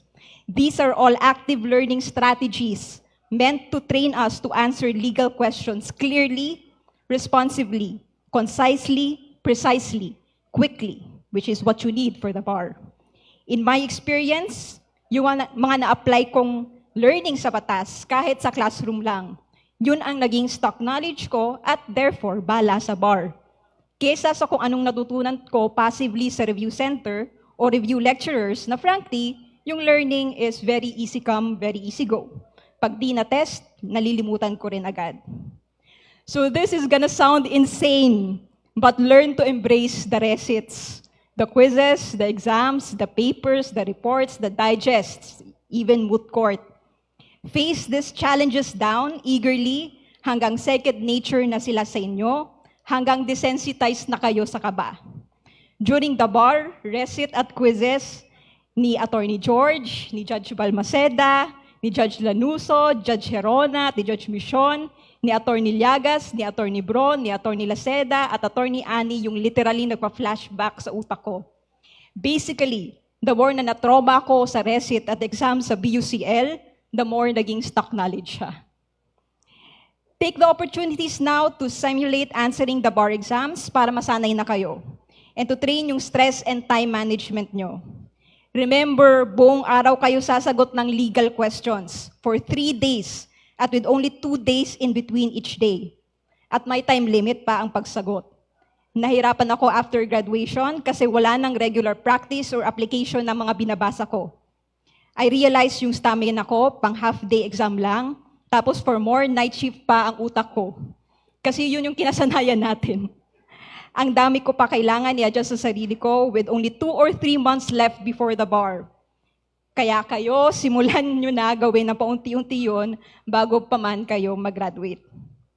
I'll take this opportunity to plug the website made by the brother of Attorney Ani, who was a Hernando Bar passer, orphanbarops.com. It's a free website simulating Examplify where you can answer old bar exam questions. Self-testing tool siya, so honesty system. Aside from mock bar exams ng Juris Review Center around twice a month, I was on orphanbarops.com every morning, answering at least 1 bar question a day as soon as I woke up. I would extract 1 question from Orphan Bar Ops, send it to Maiden, at dapat masagutan ko yon within 10 minutes. So, na-review ako ng old bar Q&A, pero more importantly, nasanay utak ko to overcome the mental block that comes with panic, yung brain fog dala ng antok. Nasanay ako sumagot ng any bar question within 10 minutes. At naging muscle memory sa akin yung answering style taught by our review center, which is basically just alak. Yun lang naman. Dahil doon sa bar exams, lagi ako may extra 20 minutes at least to review my answers. A huge improvement to how I was nung nasa law school pa ako na minsan may blanks pa ako sa exam. So kung kaya nyo na gawin yung pag-practice ngayon pa lang, I'm sure better pa ang magiging results ng bar exams nyo. So that's for the before exams. How about during? This brings me to my second advice. Law, logic, language is key. Are key. Credits to Dean Bartolata, from whom I first heard this. Our priority in law school is to be educated on the basics of the most essential branches of law, na maging stock knowledge yung mga batas na ito. Medyo pahirapan yun kung ikakram nyo pa after grad, so kung meron pa kayong gaps in knowledge in any subject now, ngayon yun napunan. Aminin nyo na yon sa mga professors nyo, so they may adjust their curricula accordingly. So second, logic. You need to practice issue spotting, syllogism. Basically, responding accurately to the question and organizing your premises and conclusions well. Our review center jurists insist their answering style is foolproof. Conclusion, rationale, application, reiteration of conclusion. For issue spotting, one tip given to me was, in case of doubt, usually the issue is in the sentence before the question or the call. This jurist style worked for the J-Lo bar exams because he was a former lecturer sa jurists. It might work for you, but take note if your bar chair, Justice Amy Lazaro Javier, may have a different preference sa answering style. So take note of her speeches, any clues in her statements. Third, language. This goes beyond being good in English. It has to do more with being precise, so knowing the keywords and verbatim language of the law, and then being concise. Rule of thumb ng isang former examiner na napanood ko yung lecture, maximum 4 sentences, each sentence, maximum 20 words each. Ganon kaiksi. First I heard that, medyo doubtful pa ako. Di ba masasacrifice yung comprehensiveness ng sagot? The answer is no. Sabi ng isang top-notcher na napanood ko rin yung lecture, this is because if tama ang issue spotting nyo, and if you know the keywords, you really can answer in the shortest way possible. The shorter your answer, the less likely you will make mistakes. It also shows confidence and mastery of the legal issue at hand if kaya nyo masagot in just a few words ang legal issue. In fact, the longer you answer, the more uncertain you seem. Also, the longer your answer, mas nakakapikon yun sa checker. Because tao pa rin ang checker and who wants to slog through blocks of text. So that's it for law, logic, language. Pero dagdagan ko ng isa pang L. You need to prepare for logistics. Yung laptop nyo, dapat alam nyo ang gagawin in case masira. Yung stress reaction ng katawan nyo, nagkaka-acidity ba kayo pag ninenervyos? Dala na kayo ng meds. Inaantok ba kayo? Magdala kayo ng kape sa bar site. Mata-traffic dahil sumasabay bar exams natin sa Peña Francia Festival. Mag-dorm kayo malapit sa bar venue, which is what I did. Dapat advance kayo mag-isip dyan. Nakaka-stable kasi ng psychological state kung di kayo nagugulat at prepared kayo kung anumang pwedeng fortuitous event, unforeseeable or inevitable circumstance ang ma-encounter ninyo. So speaking of fortuitous events, that brings me to my third and last advice. Prepare for the worst. Ika nga ni Attorney Bron, anticipate, which I have always translated in my head even in law school as prepare for the worst. There are two keywords here, prepare and worst. Prepare what? Everything within your control. Primarily your grasp of law, logic, language, your test-taking skills, mental and physical stamina, willpower, finances, logistics. And the worst of what? Anything outside of your control. The dissolution of support systems like makipag-break sa'yo yung jowa mo, hindi ka ipag-leave ng boss mo, nagkagulo sa pamilya mo. Flash floods, traffic, illnesses, gadget breakdowns, all of which na-experience namin sa Naga. Level of difficulty or obscurity of the questions, the high standards of examiners, your bar chair, and the Supreme Court in scoring. And at this point, I would like to share a realization that might shock my dear juniors here. Mabait pa po pala ang professors natin sa grading at scoring. Kumpara sa examiners na posibleng mga justices ng Sandigan Bayan, CTA, or Court of Appeals, which is what happened sa remedial law exam namin. Kaya 14% lang ang pumasa. Imagine 1,400 lang ang pumasa out of 10,000 examinees nationwide sa remedial law. Obviously, so many of us were caught unaware sa taas ng standards ng examiners. Yan ang sinasabi kong worst na kailangan you will prepare for. Aaminin ko, pumasa lang ako sa civil law exam with a pasang-awa grade dahil I prepared for the harshest examiners, one of which was my Persons and Family Relations professor sa UP Law na binagsak ako, Attorney Uribe. At nangyari nga, killer subject yung civil law sa bar ngayon namin. PFR ang focus kahit ng review centers, pero oblicon, LTD, succession, and sales ang tanungan. Napalaban ang stock knowledge ko. So thank you to Judge Noylan, Attorney Gabalfin, Judge Balmaceda, Prosecutor Bagay for their essay, terrorizing us into memorizing civil code provisions verbatim. Tunay na yun yung naging puhunan ko sa bar. Laking pasasalamat rin kay Kale Venice Castillo, our original bar apps chair, for being our spy in San Beda and sharing with us intel or rumors on the examiners and reviewers. Ang laking tulong niya sa psychological preparation. And speaking of bracing for the worst, I will also take this opportunity to vouch for how our professors grade us. Accurate po ang assessments nila sa students. Yung jiwa ko upon graduation dito, halos yun din ang bar rating ko. Mas mabait lang ang BUCL by a few percentage points. Attorney Joanne recently told me our professors have a sense of who will make it. Naisip ko malamang because they have the benefit of years of experience and observation. Mga veterano na sila dyan. And so once they've diagnosed you with a grade or score, instead of haggling, learn to submit to the wisdom of the court.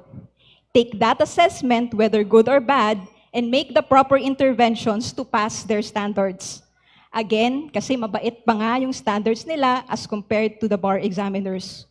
Kung dinadaan nyo yung pagpasa sa mercy ng profs, sa pag-negotiate ng schedule ng classes, ng submissions, ng grades, maku-culture shock at mental block lang kayo sa examiner sa bar, at once ma-realize nyo na di nyo ganon kadali makakausap ang Office of the Bar Confidant. In short, you just be giving yourself false hopes and confidence. So just prepare to overcome the worst, at kung tinimbang ka at kuling pa rin, appreciate the diagnosis and build on it. So that you will indeed be able to meet your bar chair's expectations to produce amazing and excellent lawyers. Sabi nga ni Justice Amy Lazaro Javier sa oath-taking namin, it should not be the title of attorney that defines us, it is us who should define the title. So, what I take from that is we shouldn't be doing this for clout, but to be assets to the profession and the title, and to greater society. So tama lang na on our toes tayo to do our best, better than we've ever been so far. To be fair naman sa incoming batch, the third BUCL batch, naniniwala ako na you are the most tried and tested batch ng BUCL. You weren't allowed to fail kasi naipit kayo sa old and new curriculum. For example, if you flunk sales, for instance, you couldn't just retake next year. You had to put up cost recovery classes. You never had the good fortune of the first 2 batches na may at least 1 SEM kami na auto-pass. Talagang nasala na kayo na trial by fire, first year pa lang. So I have no doubt, after all the challenges you've overcome, you will do even better than us, your seniors sa bar exam, at naniniwala ako na sa batch niyo mga galing ang first top-notcher ng BUCL. So in sum, my advice to survive the bar, train as far as you're able to now to be able to showcase your law, logic, language, and prepare to overcome the harshest conditions and standards. You can count on your ate, now ati, not Jamie, to support you, our next bar takers and law school siblings, in any way I can. Our success is also yours. Your success is ours too as part of the BUCL family. I'm sure you know where to find me, kahit magda-activate pa ako ng Facebook. But if you need anything I can help you with, you just need to ask. I shall be cheering you on from the sidelines, and I'll see you at this same finish line soon, our future pañeros and pañeras. Thank you and good evening. Thank you so much, Attorney Jamie Gamil. We would like to request you po to please be up the stage with your family.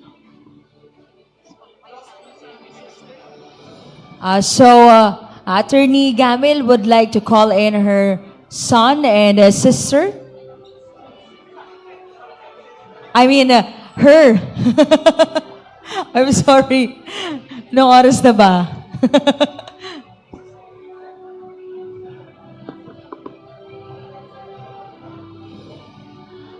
Doon mo na lang sa harap, sa lubungin mo. Okay na, okay. Pang second na yata. Ay, si ma'am, sa attorney niya. Opo, pwede na doon. Doon ka na lang. Mag-intervention ba muna or diretso ate na? Ano bang nasa There you go. Congratulations, Attorney Gamil. Maraming salamat din po for your insightful message. Hindi lang basta testimony na po, talagang may mga natutunan pa po kami sa iyo. Thank you so much for that. Now, we shall listen to another testimony now coming from Attorney Tanya Jewel Gonzalez, CPA.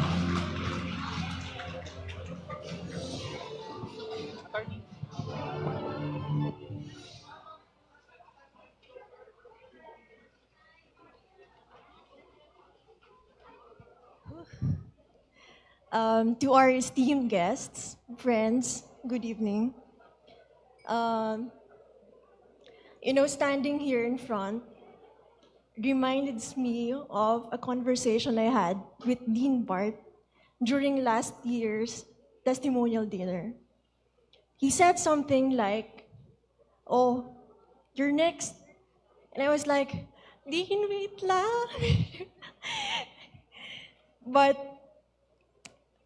with all the fake confidence that I had, that I could muster, I said something like, "Yes, Dean, nag-iisip na nga ako ng sasabihin eh." And now, here I am, with a testimony that I was only able to put into words a few days ago, but maybe with the confidence I've slowly learned to carry. As I reflected on my law school journey, I really wished I could tell you that I endured sleepless nights, overcame insurmountable odds, and fought my way to this moment. But that wouldn't be entirely true. That is not my story. The truth is, hindi naman nata kapapagalitan, I slept for 6, 7, sometimes even 8 hours a night. My only daily struggle was, aside from thinking on what to eat next, was to study and prepare for the class at night. Now, I don't say this to sound arrogant or even to discredit my efforts, but to acknowledge a greater truth, that this achievement is far bigger than my efforts. I stand on the sacrifices of the most selfless, supportive parents, my mother and father, who are here with me. It was their sacrifices that gave me the privilege to focus entirely on this journey. When I was still working in a firm in Manila and told them I planned to resign and come home, they simply said, okay. When I told them I wanted to rest for a while before figuring out my next steps, they said, okay. When I finally said I wanted to pursue law, all they said was, okay. And after barely 3 months of working in an Australian tax firm online, when I told them I wanted to study full-time, no hesitation, no doubts, no questions, still okay. So when I stand here today, it's not just me standing, it's them too. Every sacrifice they made is woven into this victory. This is a testament to my mother's sacrifices as a recently retired public school teacher, a former OFW, and as she jokes, the future secretary of my law office. This is a testament to my father's constant support, who carried the weight of the world on his shoulders, but never, ever in my whole life let us feel it for a second. Their sacrifices made sure I had everything I needed to succeed. And for that, I am very grateful. I won't stand here and regale you with my so-called hardships, because I know my fellow new lawyers have stories far more inspiring than mine. But the hardest obstacles aren't always external. Sometimes they exist in your own mind. And while the readings and the recitations were tough, my struggle was a doubt that constantly lingered within my mind. I entered law school knowing full well that I didn't fit the mold of the typical lawyer, the sharp-minded, confident, and outspoken type. I was the complete opposite, reserved and introverted. And from that difference, my doubts took root. The feeling that I didn't belong and that I had to change who I was just to fit in.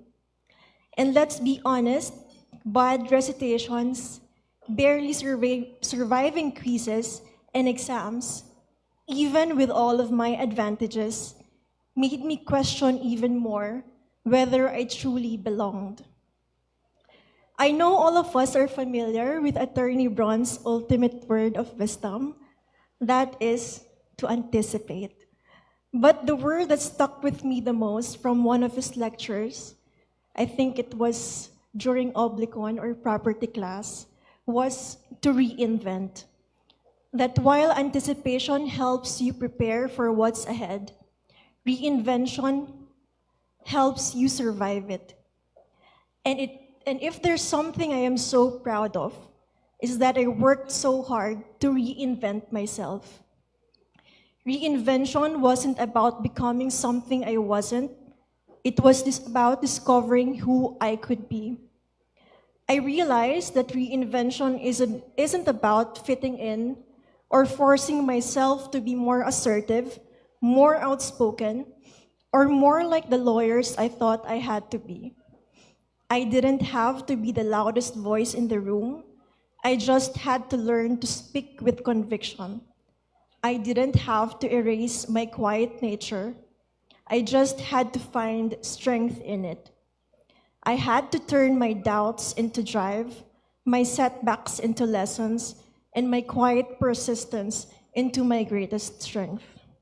And here's another thing. Reinvention doesn't happen in isolation. Growth is shaped by the people who push us, challenge us, and refuse to let us settle for less. And so to our professors, thank you for inspiring me. In many ways, I wished I could be just like you.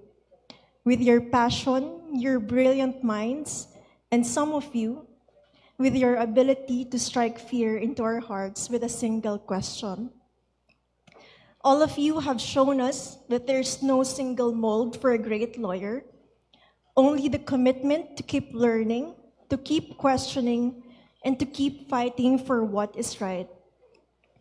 To our beloved seniors, our pioneers, especially to Attorney Monica Calleja, who I think is not here, who had also been my senior in the firm, thank you for more than just setting the bar high.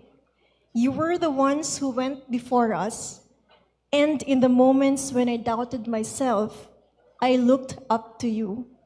And because you made it, I believed I could too. To the Bar Ops team and the future lawyers in this room, from the bottom of my heart, thank you. You didn't just support us during the bar exams, you carried us through the toughest days, the longest nights, and the moment when we were running on nothing but hope. Your tireless efforts made all the difference. So tonight, this victory is yours as much as it is ours. One day, I have no doubt that you will stand where we are now. And when that day comes, I hope you feel the same overwhelming gratitude that we feel for you tonight. And finally, to my fellow bar passers, thank you for the camaraderie. Despite our individual battles, we fought this war together. But I know you all feel this. This fight is far from over. So as we step into this profession, let's hold on to what brought us here. The perseverance, the discipline, and the countless moments of pushing forward, even when the weight of it all felt unbearable. Congratulations once again. Good evening, and to God be the glory.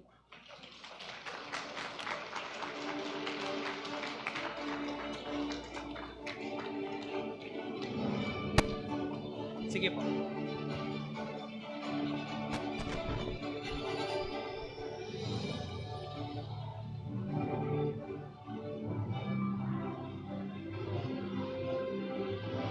Once again, congratulations to Attorney Tanya Jewel Gonzalez, CPA. Now, please sign the roll of attorneys with your family.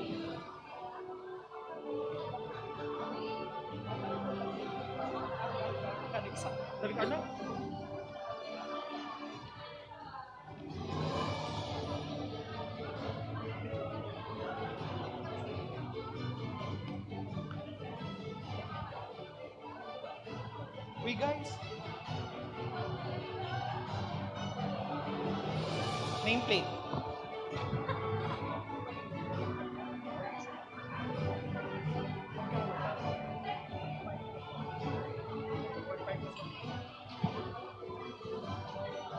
There you go. Congratulations, Attorney Tanya Jewel Gonzalez, CPA. Now, everyone, we just heard the first, should I say half of our bar passers?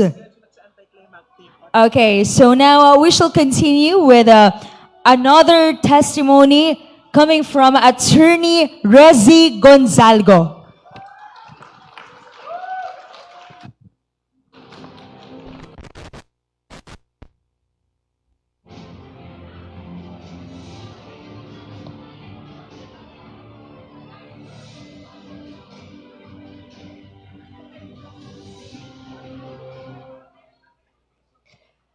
Wow. Where do I even start? To the distinguished guests, respected professors, colleagues, friends, and family, good evening.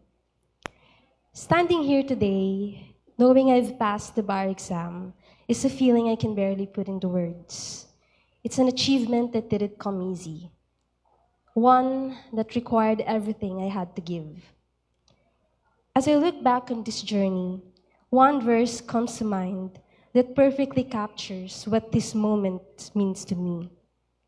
Those who sow with tears will reap with songs of joy.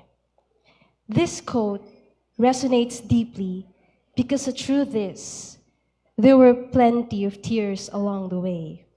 In fact, my law school journey didn't exactly start out the way I had envisioned. I still remember my panel interview for admissions. It was back in 2019. The moment I sat down, Attorney Llagas looked at me and asked, "Are you ready to fail?" Without much thought, I replied, "Yes." "What will you do if you fail?" she followed up.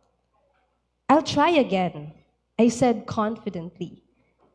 But as I would soon learn, saying it was far easier than living it. Then came the dreadful moment. I failed a first-year law subject, and to make matters worse, it was constitutional law 1 under her. That moment felt like the ground had been pulled out from under me. I was embarrassed, disappointed in myself, and clearly I was not ready to fail. I wondered if I had what it took to even finish law school, let alone pass the bar. But here's the thing. It was hard, but like I said, I tried again. Failures and setbacks don't define you. What you do after them does. That failure became a turning point for me. I learned how to pick myself up. It wasn't easy, but I knew that if I let one failure define my story, I'd never get to where I wanted to be. There were moments when I'd sit at my desk, surrounded by stacks of notes and textbooks, and think, is this worth it? Am I strong enough to do this? But every time, I reminded myself why I started. I reminded myself of the dreams I've held in my heart for years, of the people who believed in me when I couldn't believe in myself. Those tears were not wasted, and every tear I shed were seeds being planted for a future I couldn't yet see. And today, I stand here reaping the joy of all those sacrifices, and let me tell you, it is absolutely worth it. I didn't do this alone. To my family, my papa who's right here, thank you for always reassuring me. Every time I'd say, "Pa, habo ko na mag-enroll," you'd remind me, "Kaya mo yan, baba. Kung dai kaya full load, mag-deload. Bako manini pa urunahan." And that meant everything to me. To my twin sister, Doc Kim, my literal other half, thank you for being my built-in best friend and my biggest cheerleader. You've shared in my struggles, celebrated my wins like they were your own, and stood by me through every high and low. Life is a little less scary and a lot more meaningful with you by my side. And I wouldn't trade this twin bond for anything. To my mom working abroad, your sacrifices have never been in vain. Everything I have achieved is a testament to your hard work and love. To my grandmother, the reason I even set foot in law school. I was so scared you wouldn't be around to see me become a lawyer. But thankfully, you're still here, and you've even waited for the results with me. This journey is an extension of your dreams, and I hope I've made you proud. To my friends, thank you for being my safe space, for making me laugh when all I wanted to do was cry, for our quick birria nights, for the beer nights that gave me a much-needed escape from the chaos. To Allen, my kalokohan and legal cohort, you've been there since day one, cheering me on, reminding me that I'm doing okay even when I doubted myself. I've said this before, but I wish I would be half as kind as you are. I couldn't have asked for a better friend to go through this with. To Ate Tanya, Ate MC, and one who is not here, Ate Jero. Those final weeks before the bar could have been unbearable. But with you, they become some of my most cherished moments. You've turned the stress into something manageable. Minsan nga nagbibiruan pa tayo. Ang bongga naman, parang tayong nag-staycation. Parang walang bar exam. And I wouldn't trade our late night talks, shared worries, and little victories for anything. And I am beyond lucky to have you had by my side. To Kuya Hao, Marius, the rest of the bar operation committee, and the entire BUCL community, from the deepest part of my sensitive heart, thank you. Your efforts truly made us feel supported every step of the way. And to my mentors, my professors, thank you for guiding me and believing in my potential. You pushed me to work harder, think deeper, and most importantly, become better. And to anyone here who's still chasing their own dream, I want you to know that your hard work is not in vain. The tears you're sowing today, the sacrifices, the struggles, and the moments of doubt, they're planting seeds for a future that will be worth every struggle. So keep going. I was too busy struggling in law school that most of the time I overlooked the fact that every challenge I face is a reminder of the privilege I hold. Every failed quizzes and exams are advantages of getting it right on the bar exam. The poor recitation performance is a preparation for future intimidating courtroom trials. The nerve-wracking classes from terror professors means a privilege to learn from renowned professionals. Every detours along the journey means that you're being delayed for a reason. It's the universe's way of redirecting you on a different path. What feels like a minor to major inconvenience is actually the universe at work, helping you to see that even if you don't get where you wanted to go immediately, you'll end up right where you're supposed to be. I close this. If this journey has taught me anything, as cliche as it may sound, is that we are so much stronger than we think. And when we lean on the people around us and trust the process, even the hardest seasons can bloom into something beautiful. So thank you for celebrating this milestone with me. Here's to new beginnings. The songs of joy we'll sing, and the lives will change along the way. Thank you. Again, congratulations, Attorney Rezi Gonzalgo. You may now go up the stage with your family to sign the roll of attorneys of BUCL.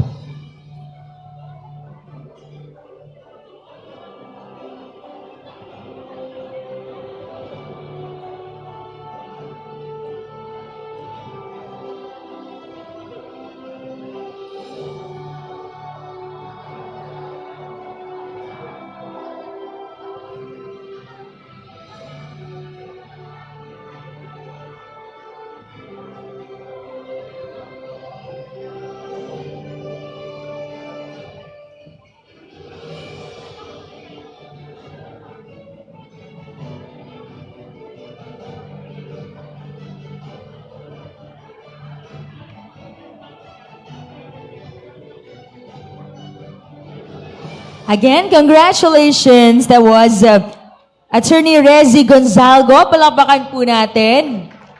Now, let us call in another lawyer who's with us tonight to give us her testimony. Attorney Shine Dawn Infante.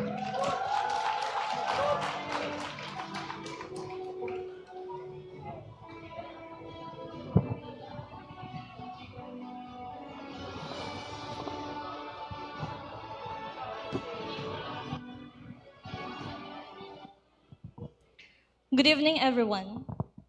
While working, before the results came out, I would imagine this moment giving my speech as a successful bar examinee in front of everybody. I know it sounds arrogant, but I did. But up until now, I still can't believe that it's happening today. Being an attorney is not my childhood dream. I used to dream as a fashion designer or a veterinarian. When I applied to college, I brushed those dreams and got interested in architecture. But for reasons, I was not admitted in that course. I was so frustrated back then. But now, I understand why. It all makes sense today. In my first year in law school, I was a working student up until 3 weeks before the bar exam. I have to sustain my own study and support the family because my father's income as a tricycle driver and my mother's earnings as an OFW is just enough just for our everyday needs. But despite our modest life, they supported me. Back then, I often print available references online because first, I can't afford my own law books. And second, I don't have time to read the assigned topics in the book. So, every class, I gamble on the reviewers, codal provisions, and especially the cases I've read and digested, since those are the only references that I confidently believe will save me from recitations. How did I manage? I want to share 5 things that worked for me in finishing this demanding path as a working law student. First, stay focused. Fix a schedule that works for you. During law school, the only rest I got is a Saturday night. Even if there are no classes on Sunday, I use that time in studying and preparing for the upcoming week. I rarely took absences in class because I knew that missed classes will only add up to my backlogs. Plus, I have to study the topics on my own. So many times, I declined invitations from friends so I can use the time catching up on the assignment. My goal? To graduate on time and save money on tuition fees. I said that if I focus and sacrifice now and finish this course on schedule, I will have more time on doing the things I want to do next. Second, take a break.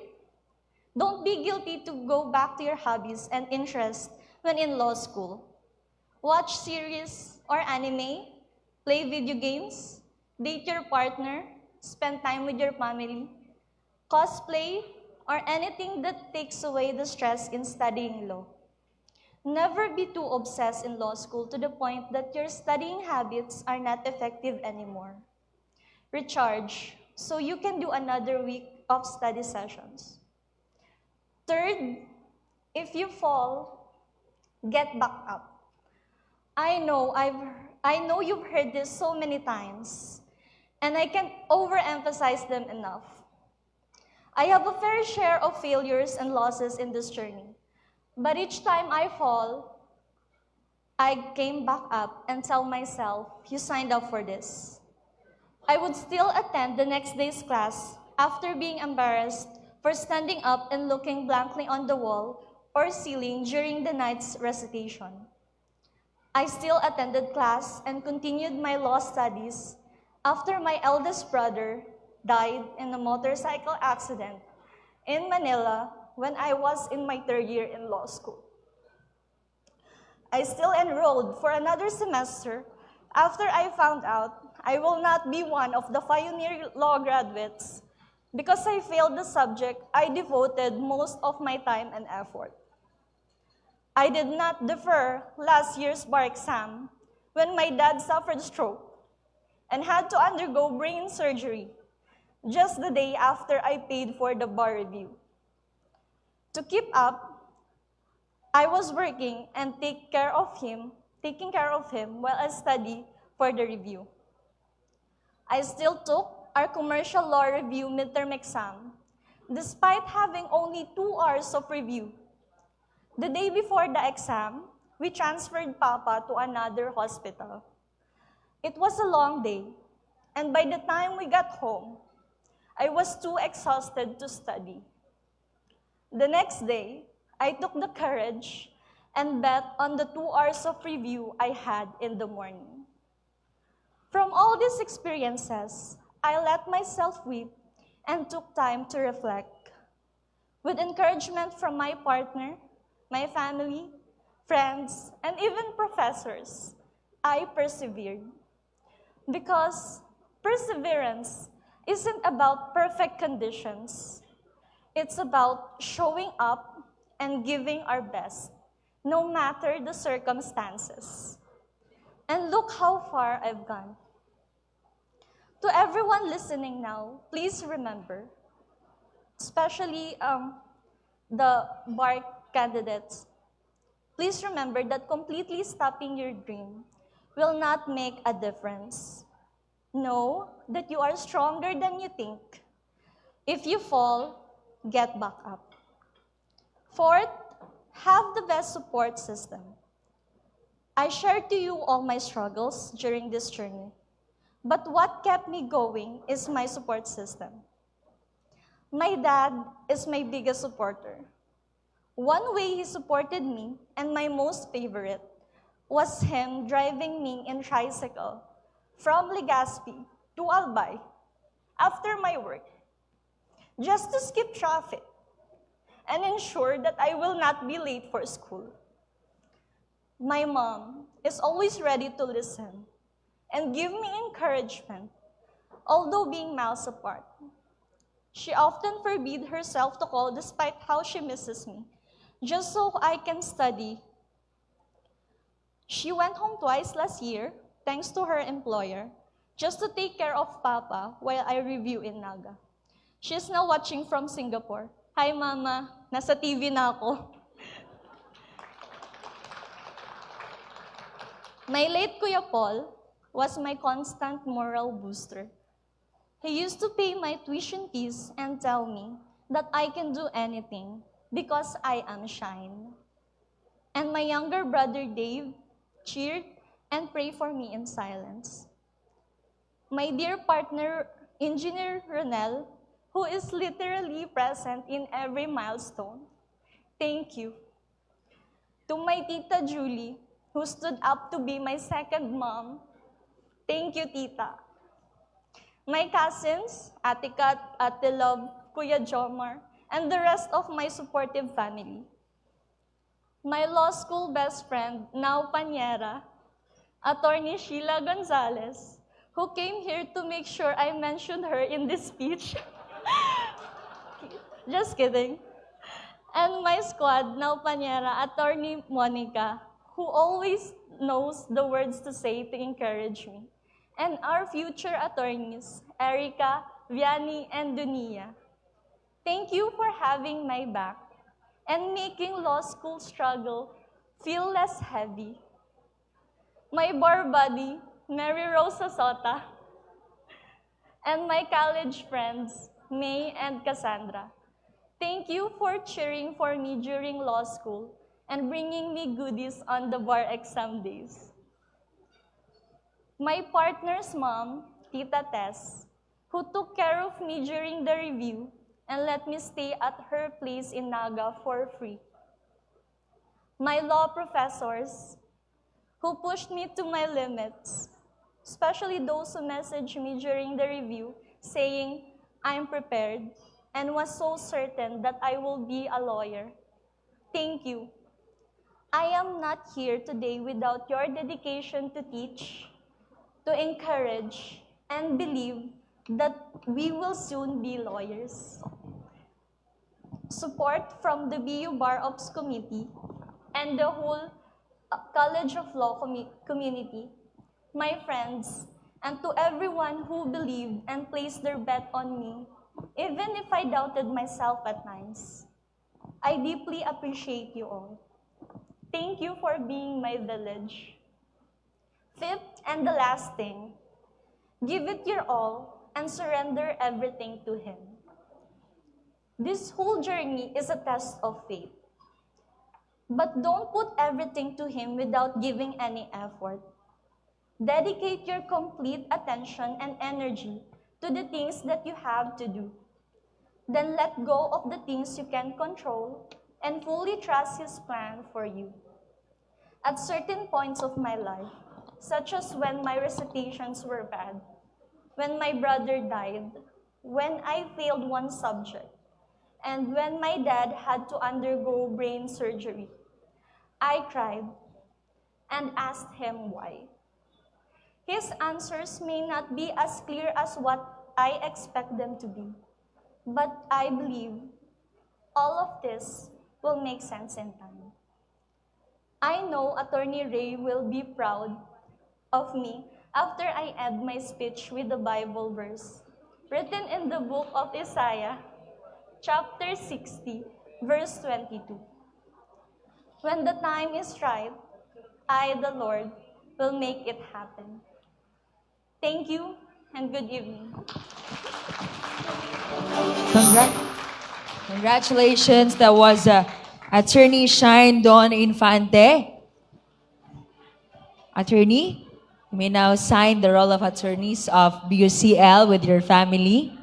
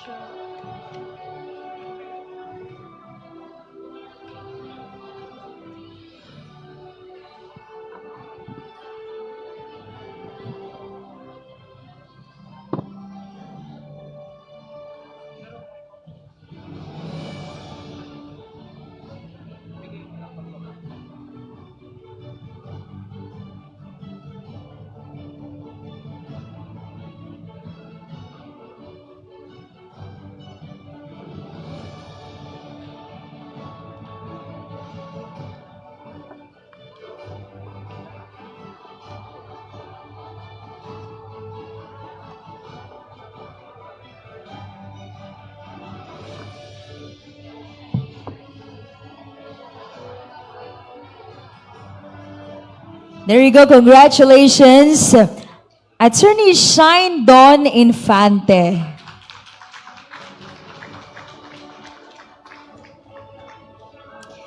Now we shall listen to another inspiring story of Attorney Maricar Christmas Ramirez.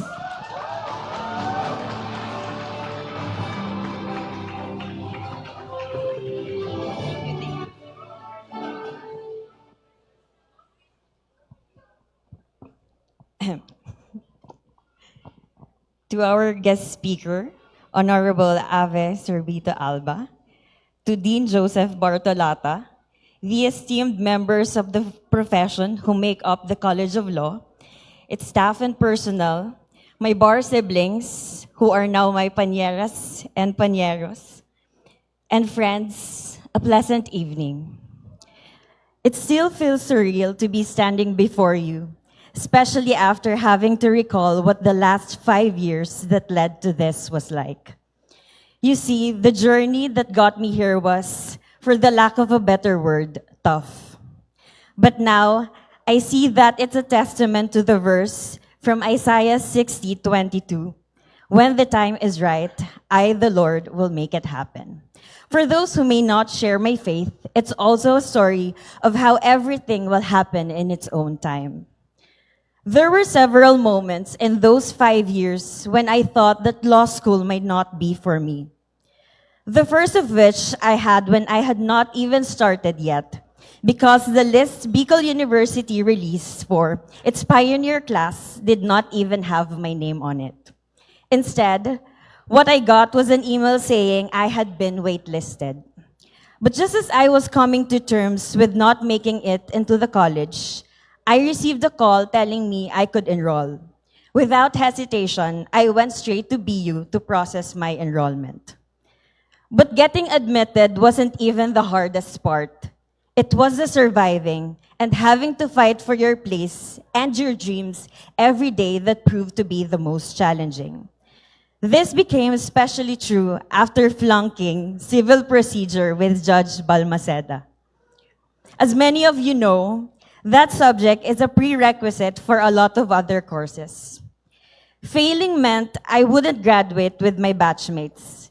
It was a tough realization, but it made me understand that law school demanded more than the effort I had been giving, and that I couldn't let my personal challenges hold me back from my dream. I accepted that delay and promised myself to work harder. But just as I was nearing graduation, another hurdle confronted me, as if to say that a year of delay was not enough. During our internship in the summer of 2023, I found out I was pregnant. That news required from me a life-altering choice: to take a break from law school so I could raise my child, letting go of the idea of taking the 2024 bar exam. The idea of that life I had already welcomed without an inkling of regret or hesitation. But that wasn't God's plan, at least not yet, because on July 13, 2023, I lost my baby. And ever since, the number 13 has held a deep significance for me. That loss gave me a new perspective and a renewed sense of purpose. While it was heartbreaking to lose something I had grown to love so deeply in such a short time, I felt as though my angel had cleared the path for me to fulfill my dreams. In my heart, I believed that this loss was God's way of giving me strength and something to hold on to when I felt like giving up. That loss became a constant reminder of what gave way for me to reach this milestone. Even the bar results were marked by this number 13. When I learned that the results would be released on December 13, I felt an overwhelming sense of alignment, as though everything, every gnarly, painful, and heartbreaking bit had been leading to that moment. And when my name flashed together with 3,961 others at the Supreme Court grounds, there was relief like I had never known before. That meant it was all worth it. My journey, although painful, came with some pretty awesome moments too. Like meeting professors whose wisdom and kindness I'll forever carry with me. First of whom is Attorney Llagas. Ma'am, your constitutional law class is still one of the toughest in law school, but it's what taught me diligence, especially in reading cases. It's a relief that I learned it early on in my law school journey, because it's what got me through the many challenging classes that came after Consti 1. To the only professor who has called me Christmas from the day one to today, Judge Norley, sir, there was never a dull moment in your class. You showed us that in law school, it's possible to both have fun and learn. And then there's Judge Balmaceda. Judge, your words before the bar, have faith, you are ready. It stayed with me and gave me confidence, even though you once called me the ever-nervous Miss Ramirez. And of course, Attorney Braun, who often reminded me to stop doubting and start believing in myself. Thank you for that much-needed push. I'm still working on the confidence, but I'll get there, sir. To Dean Bartolata, I appreciate your simple but heartfelt check-ins of, Kumusta Maricar, ready na? And there was Attorney Mark, whom I wish were here today. I will always cherish the moments in his transportation class. Even though that was just a 2-unit class, it was easily one of my favorites, and him one of my favorite professors. And to the rest of my professors, from my first year to the last, none of whom were ever selfish in imparting their knowledge and ingraining courage in me, even though that latter is way harder to teach. In law school, I have also found the best friends to do law school and life with. My Justice League family, comprised of Dawn, Fiona, Ate Joy, Josh, Ate Ina, and Ate Zen. Thank you for listening to my rants, my cries, and my happy chats about law school and life. Grabe, I wouldn't have survived without you.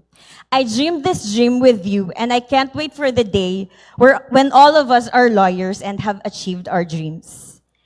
There were my Town Heights besties too, Cookie, Jero, and Ate Tanya. Thank you for keeping me sane during the grueling review and bar exam days. Sharing meals with you, venting out about how exhausting this journey has been, made the remaining days of my review much more bearable. I'm so grateful to have had you by my side through it all. To my pioneer friends and Hiraya batchmates, I'm so glad to have shared this journey with all of you. Howard, thank you for your unwavering friendship and for always being so reliable.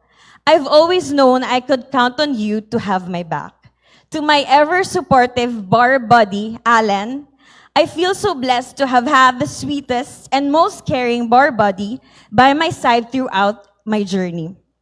And Marius, you were the best bar ops chairperson I could ever hope for. I can't wait for the time when it will be my turn to join the bar ops for the three of you. To the bar ops team, thank you for making the bar exam unforgettable. I'm deeply grateful and full of respect for all of you. There were also people outside of law school who are worth mentioning today. After all, I wouldn't be here today without their support along the way. To my papa, mama and tito, my brothers Carl and Lito, my sister Yani, and relatives, you make up a great part of why I persevered to become a lawyer. It was your support and faith that got me here. Hindi lang ako ang maraming pinagdaanan, kayo rin po. And I know how much this achievement means to you. Seeing how proud you are of me fills my heart with so much happiness. The Shatons, whom I consider my second family, thank you for your contributions to the person I am today, for being my unwavering support. I do not know if I'll ever be able to repay your kindness, but my overflowing gratitude and love go out to you. To my two best friends from college, Rob and Ivy, who stood by me on results day at the Supreme Court grounds, thank you for being there. I honestly might have passed out without you both, and I love you. To my college squad, Shark, Arnold, Dave, Jam, Nikki, Sarah, Vanny, and Marf, thank you for always having my back. During the exam days, many wondered why I looked so happy coming out of the testing center after each exam day. My answer was always, sinurrender ko na ang lahat ng sagot ko kay Lord. I did my part. Sinagot ko, pinanindigan ko yung mga sagot ko, and then I let it go. Once you surrender, you trust in God and believe He will not fail you. I'm so grateful I let God take over because He answered my prayers. Now you see, I have gone from being waitlisted to getting admitted into law school, to failing a subject and not graduating on time, and to almost taking a leave of absence, to ultimately becoming a full-fledged lawyer. And this is proof that when the time is right and it's part of God's plan, everything falls into place. Thank you. And thank you, Beyonce. Congratulations, Attorney Maricar Christmas Ramirez. You may now please sign the roll of attorneys of BUCL up the stage together with your family.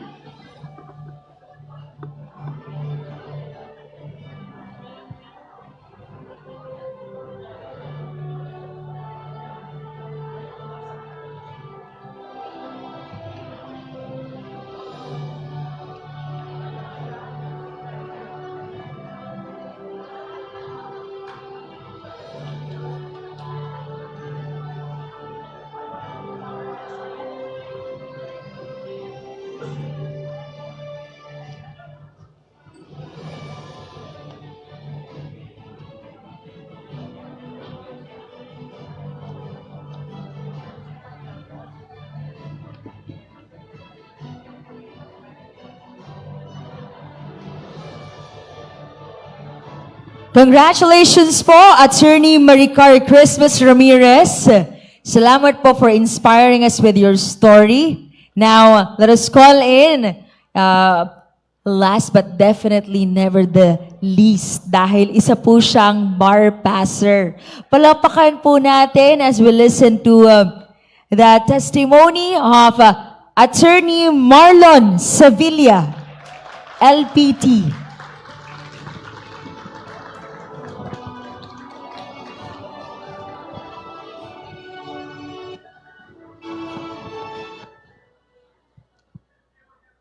Naka-live po ba tayo? Pwedeng mag-shoutout na lang ako.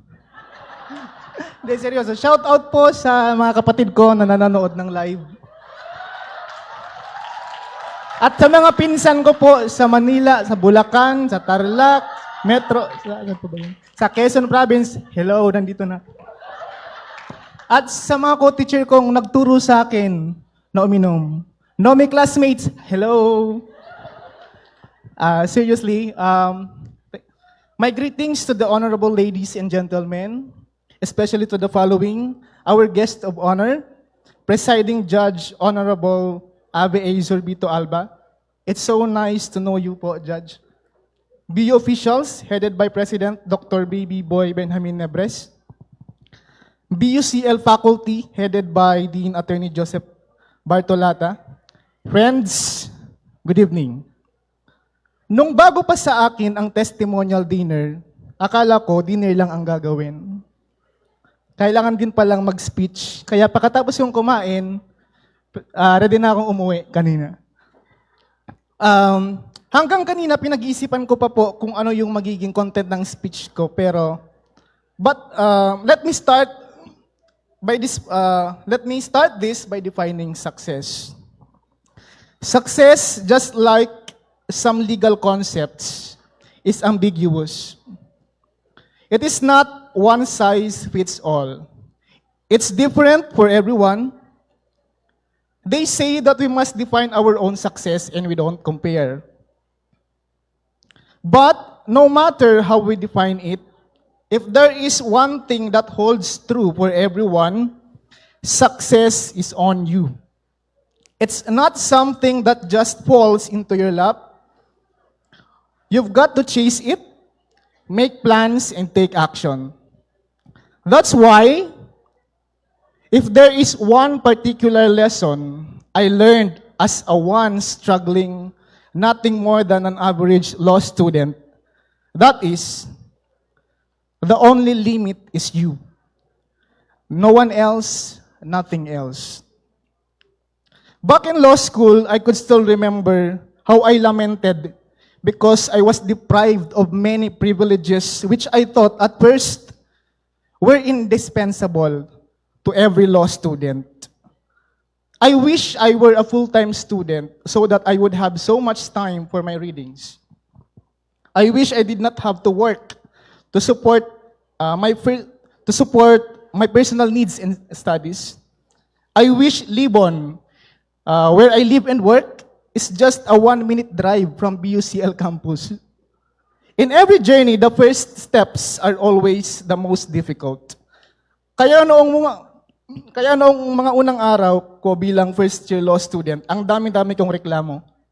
One time, I was enthusiastic sharing my lamentations to a friend. Ang sabi ko, hindi na ako halos natutulog, kakabasa, at ang masaklap pa, parang wala man lang akong na-recall. Ang hirap pagsabayin ng trabaho bilang isang public school teacher at pagiging law student kasi 4:30 p.m. umaalis na ako ng school sa Libon para mahabol ko ang 5:30 p.m. class sa BUCL. At kung makaabot man ng tamang oras, ayun, lutang na lutang, na parang nawala yung lahat ng pinag-aralan ko at kung ano-ano pa. But the only response I got from my friend was, sabi niya, ginusto mo yan. It sounded as a joke, but what a hard slap on my face. Oo nga naman, ginusto-gusto ko to, tapos magre-reklamo ako. From there, I realized that I had no right to complain. Or at least complaining should be my last resort. The privileges which I did not have when I was in law school were beyond my control. So I just focus on the ones I can, myself. That is, my patience and tenacity. I disregarded those privileges I did not have. Instead, I just thought, I am privileged enough to work and be of help to my family, and at the same time, be able to study in BUCL. And for that, I should be thankful rather than complain. So to every law student, I want to remind you that success in general, or passing the bar in particular, is not merely a foreseeable event. You can make it inevitable. And here is the formula to success. Success equals unwavering faith plus extraordinary effort. Remember, success is on you. You are your only limitation, nothing else, no one else. And of course, I would not let this night pass without mentioning the individuals who helped us reach this success. To all of my professors, I am just so glad to have this chance to say this. Thank you so much. You taught us so well, and that we learned a lot, albeit mostly the hard way. Even though some have given us mental torture by giving us difficult exams, I understand that those are, beyond reasonable doubt, reasonably difficult exams. Your lawful aggressions enabled us to push to our limits and finally reach this point so far. To the BU Bar Operations Commission, you are clearly and convincingly unbelievable. Thank you and good luck, guys. Kayo naman ang susunod, and you are the best Bar Ops team. Marius and Howard.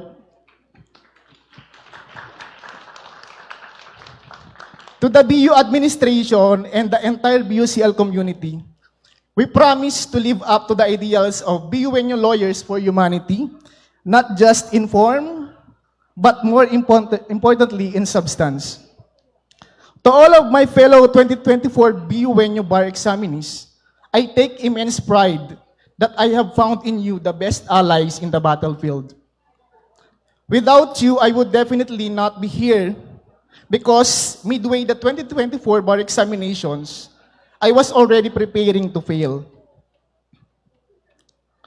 Right after the day 2 of the bar exams, my new laptop, unfortunately, and suddenly did not work. And that time, I was thinking the worst scenario, that I won't be able to take the day 3. Thankfully, there were, for me, heaven-sent angels and helped me with that problem, especially to the 2025 Bar Chair, Associate Justice Ami Lazaro Javier, Attorney Jamie Gamil. And my gratitude also goes to the angels of the Town Heights, to MC, Tanya, Cookie, and Jero. Thanks for the accommodation and the sumptuous meals every time natatambay ako sa inyo. Sana maulit yon. And to my 6 siblings, kay ate, kay kuya, kay Dondon, kay Dindin, kay Tutos, at kay Nene. I am so proud that despite setbacks and struggles of our family went through, we made an unbreakable bond. You were my rock, and I will be forever indebted for your assistance in all forms. And finally, to my parents, Ma, Pa, I do not know how I will ever repay you for the sacrifice and understanding you have given me throughout my law school journey until the last day of the bar examinations. We may not have the privilege to have comfortable life, but you gave us something we will forever treasure. Not material things, but your qualities, which we, the 7 siblings, inherited from you. Ma, your patience, kindness, and humility maintained my sanity. And Pa, your tenacity and toughness kept my fighting spirit alive in this entire journey. I am forever proud that I am child of farmers. Thank you, and for the first time, I am going to say this. Ma, Pa, I love you. And that is, ladies and gentlemen, our general closing remarks. Once again, good evening. There you go. Congratulations, Attorney Marlon Sevilla. And that concludes the testimonies of our dear lawyers. We'd like to request you to sign the roll of attorneys of BUCL with your family up the stage. Pa-assist daw po yung tatay ni Attorney Marlon.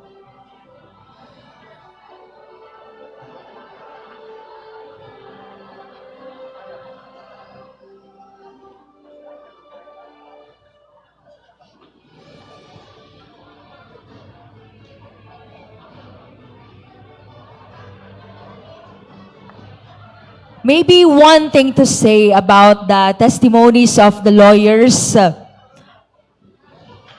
tonight. It's an honor, truly an honor, listening to your very inspirational journey, stories of your journey. Tama po ba? I don't know, but I'm just a little aspiring woman to be like you someday po. Parehas po kami. And we hope that we make it just like how you did it. Salamat po for inspiring us with your stories. Again po, palapakan po natin our 9 lawyers from Bicol University College of Law. The BUCL family is very, very proud of you po. And now, as we continue with our program tonight, this evening, to officiate the toast to the bar passers, we'd like to call in the BUCL Pioneer Alumna and 2023 Bar Exam Passer. Palapakan po natin, Attorney Maria Fiona Imperial.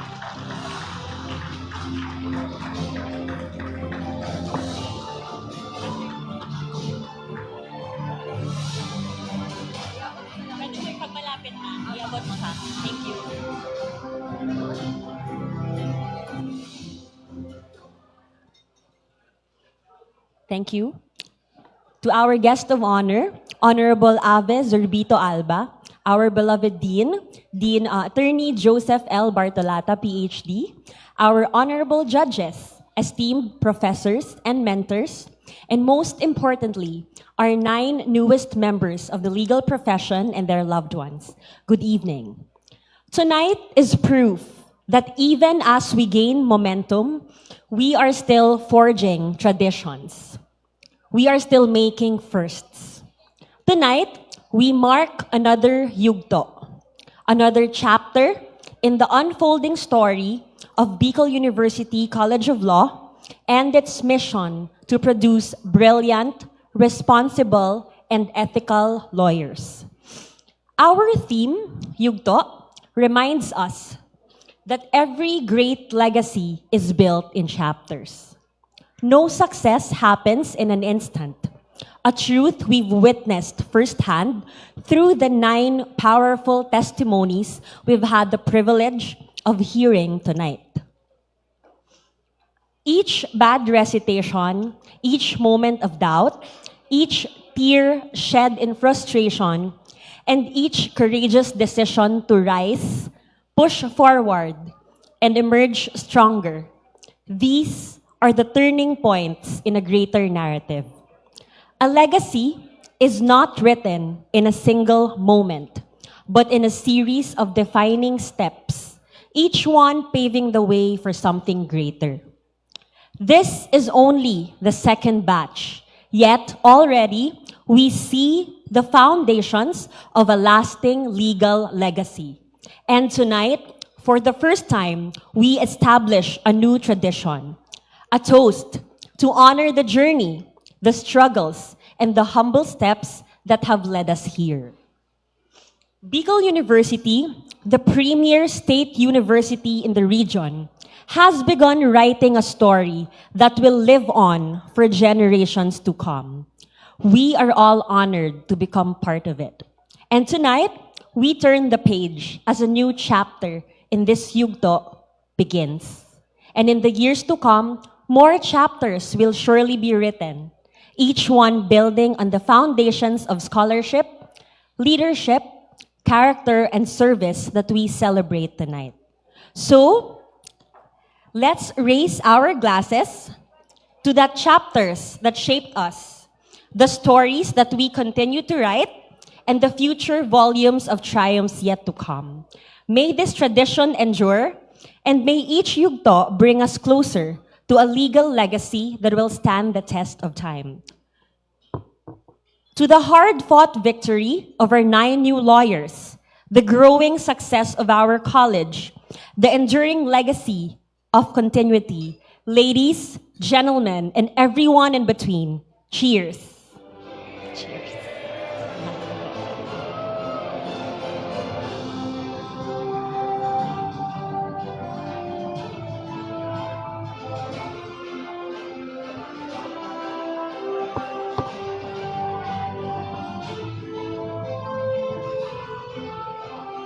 There you go. Thank you so much, Attorney Maria Fiona Imperial, for appreciating the toast to the bar passers. And now, bago pang lahat, palakpan po ulit natin ang ating 9 successful bar takers of BUCL. Bar passers. Okay. Now, before we close our program this evening, let us first be entertained by the amazing talents of none other than the talented BU Magayon Dance Troupe.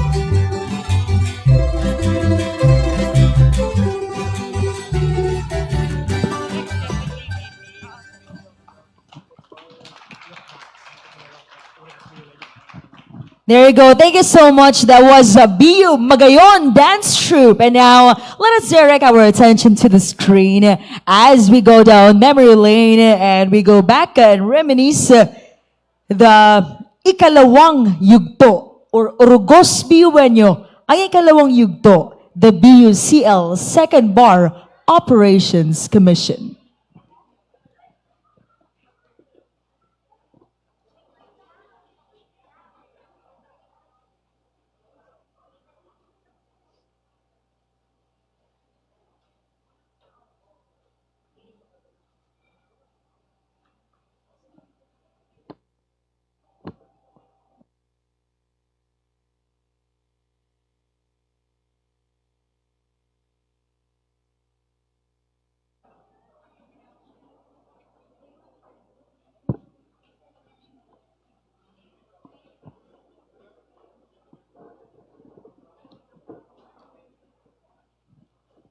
Yeah, again, we're still here at the Concourse Function Hall for the second testimonial and Thanksgiving dinner of Bicol University College of Law. Once again, let us direct our attention to the screen as we watch this AVP.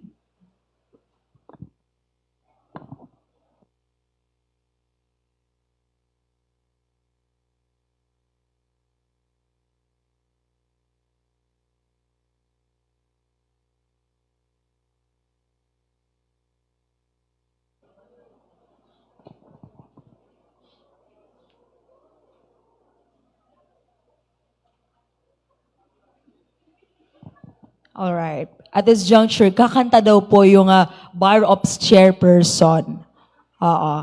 Mr. Ayoko na sabihin.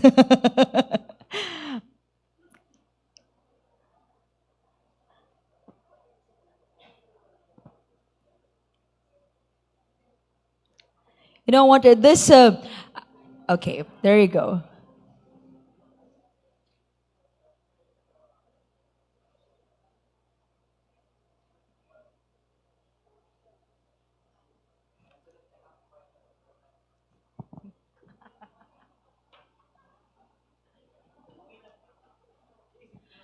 You know what? This audiovisual presentation brought to us by the Second Bar Operations Commission actually will unveil all of the efforts by the Bar Ops Committee throughout the bar examinations of our bar takers. And we are very excited as well because apart from listening to the testimonies of our dear lawyers tonight, we get to see how much our Bar Ops Committee or we get to see how much their efforts actually pave the way to help our bar takers. So now, okay.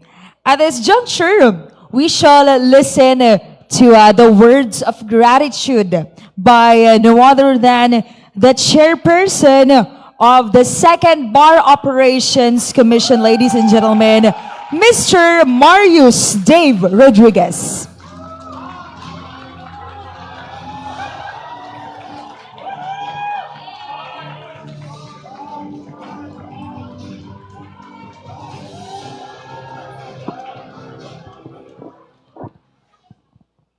Hello? Gising pa po ba kayo? To our esteemed guest of honor tonight, the Honorable Ave Sorbito Alba, Presiding Judge of RTC Family Court Branch 48 of Masbate. Ma'am.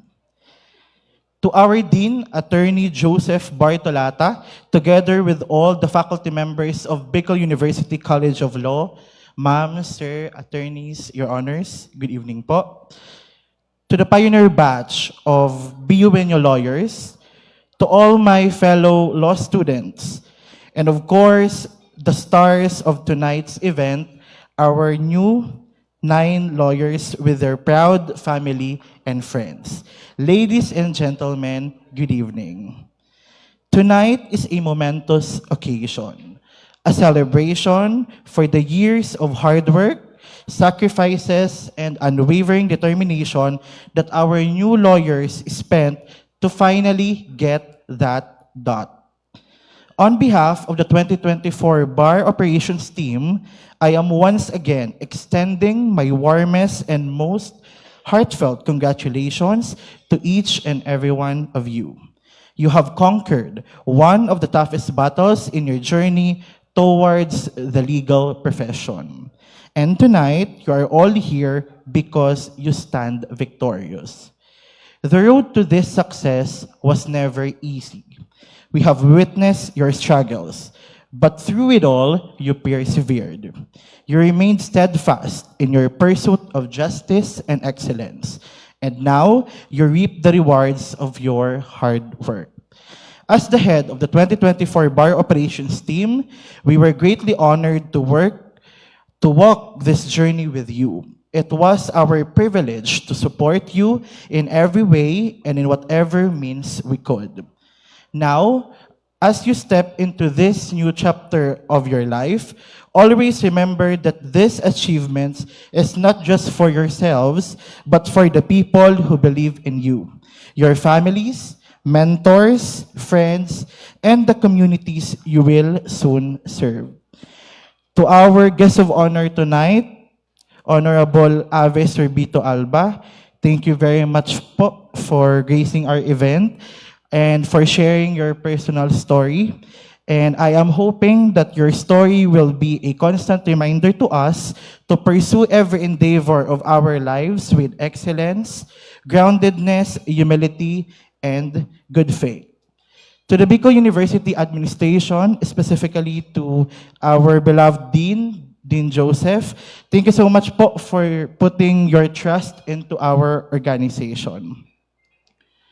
To the lifeblood of the Bar Operations 2024, our very generous sponsors, especially the LCC Malls Legazpi, courtesy of Mr. Romitan, for providing the pre-bar care kits of our bar pastors. Maraming salamat po. To Bigs Incorporated, the official food provider of our bar pastors during the 3-day bar exam. To all the private individuals and the faculty members who also extend their help through monetary donations, isang taus-puso pong pasasalamat mula sa Bar Operations Commission. To the BU Magayon Dance Troupe, thank you as well po for entertaining us tonight as well as during our salubong. And of course, before I end this, allow me to honor the people who work tirelessly behind the scenes, the Bar Operations Commissions. To the volunteers, thank you so much. To the Execom, namely Cyrene, Ramsel, Jenna, Diana, Pierre, Evita, Jessa, and Angeline, together with all the heads of the different bar subjects, thank you so much po. And of course, to the Vice Chairperson, Mr. Howard Tuangki, for spearheading this event, as well as our Bar Salubong. Thank you po. Thank you, Kuya How, for always giving your best to provide us with an event like this. And lastly, to the Executive Secretary, Ronnie James Indaya, who will be succeeding as the next Bar Operations Chairperson. I am hoping that you are ready to take on this obligation. More than just the task that we accomplished, what truly moved me was the spirit with which you all served. You did not just do your duties, you did them with compassion, with sincerity, and with a genuine desire to help. You may not have been the ones taking the exam, but in many ways, you carried the burden alongside them. You cheered them on when they felt exhausted. You reassured them when they were filled with doubt. You stood by them when they needed a helping hand, and that is what true service is all about. Not just fulfilling responsibilities, but lifting others up when they need it the most. Tonight, as we celebrate the hard work and perseverance of our new lawyers, I also celebrate each and every one of you. This success is not just theirs, it is ours. It is the fruit of our collective efforts, the result of a team that worked together with one heart and one goal. To my Bar Operations family, thank you for your trust and dedication and your selflessness. It has been an honor to serve alongside you. I am beyond proud of what we have accomplished together. And as we close this chapter, may we continue to embody the spirit of service, excellence, and camaraderie that defined our journey. May we always find joy in helping others, and may we carry this experience with us, knowing that we have made a difference. Once again, maraming salamat po, and good evening. Thank you to the message, for the message coming from the chairperson of the Second Bar Operations Commission, Mr. Marius Dave Rodriguez. And now, before the third Bar Operations Commission chairperson accept this responsibility, and now let us once again direct our attention to the screen as we now watch the Urugos Biuenyo, ang ikalawang yugto, the BUCL Second Bar Operations Commission.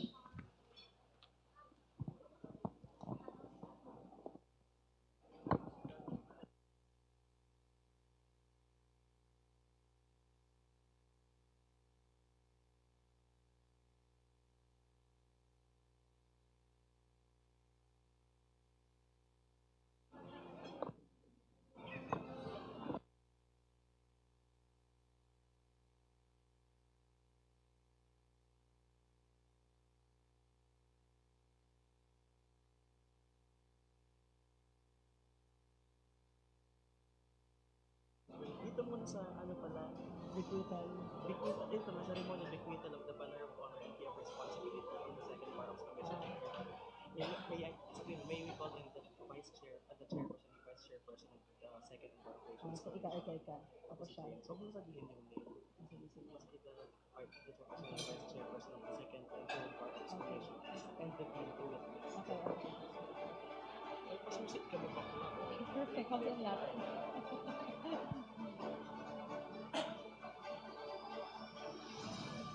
Okay na yan. Dapat pala malaking level.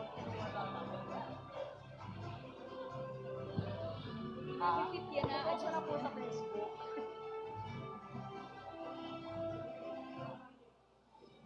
Stop na yan. Itigil na natin ito. Sabihan mo na. Okay, so for the information of everyone, this video will just be posted via our official Facebook page. Okay. Pwede na daw po natin muna i-stop yung video. This will just be presented to us via the official Facebook page of the Bar Operations Commission. Now, at this juncture, it is a very important part of our program this evening to witness the ceremonial bequeathal of the Banner of Honor and Key of Responsibility from the Second Bar Operations Commission to the Third Bar Operations Commission. So now at this moment, we would like to call in once again the chairperson of the Second Bar Operations Commission together with his vice chairperson, and now calling in the chairperson of the Third Bar Operations Commission, Mr. Ronnie James Indaya. And now we would also like to request the presence and to join us here in front, the vice chairperson of the Third Bar Operations Commission, together with our very hands-on Dean of BUCL, Attorney Joseph Bartolata.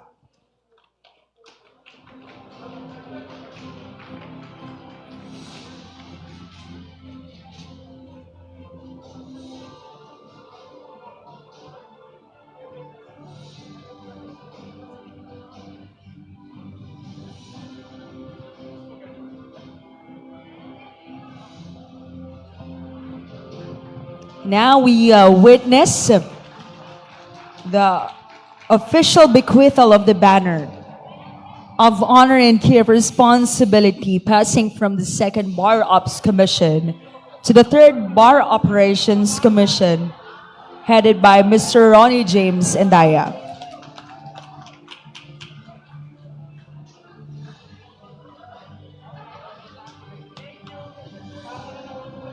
There you go.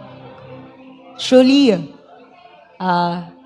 both an honor and a big responsibility to the next Bar Operations Commission chairperson to handle the Third Bar Ops Commission. And now to give his words of gratitude or a response and closing remarks, ladies and gentlemen, would like to call in Mr. Ronnie James Indaya.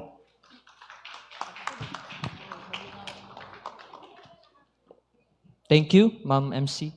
Good evening, everyone. Thank you for everyone who stayed here tonight. No, I am most humble to speak before my excellent professors, to our honored BUNU lawyers, our invited guests, fellow students, and my colleagues in the Bar Operations Commission.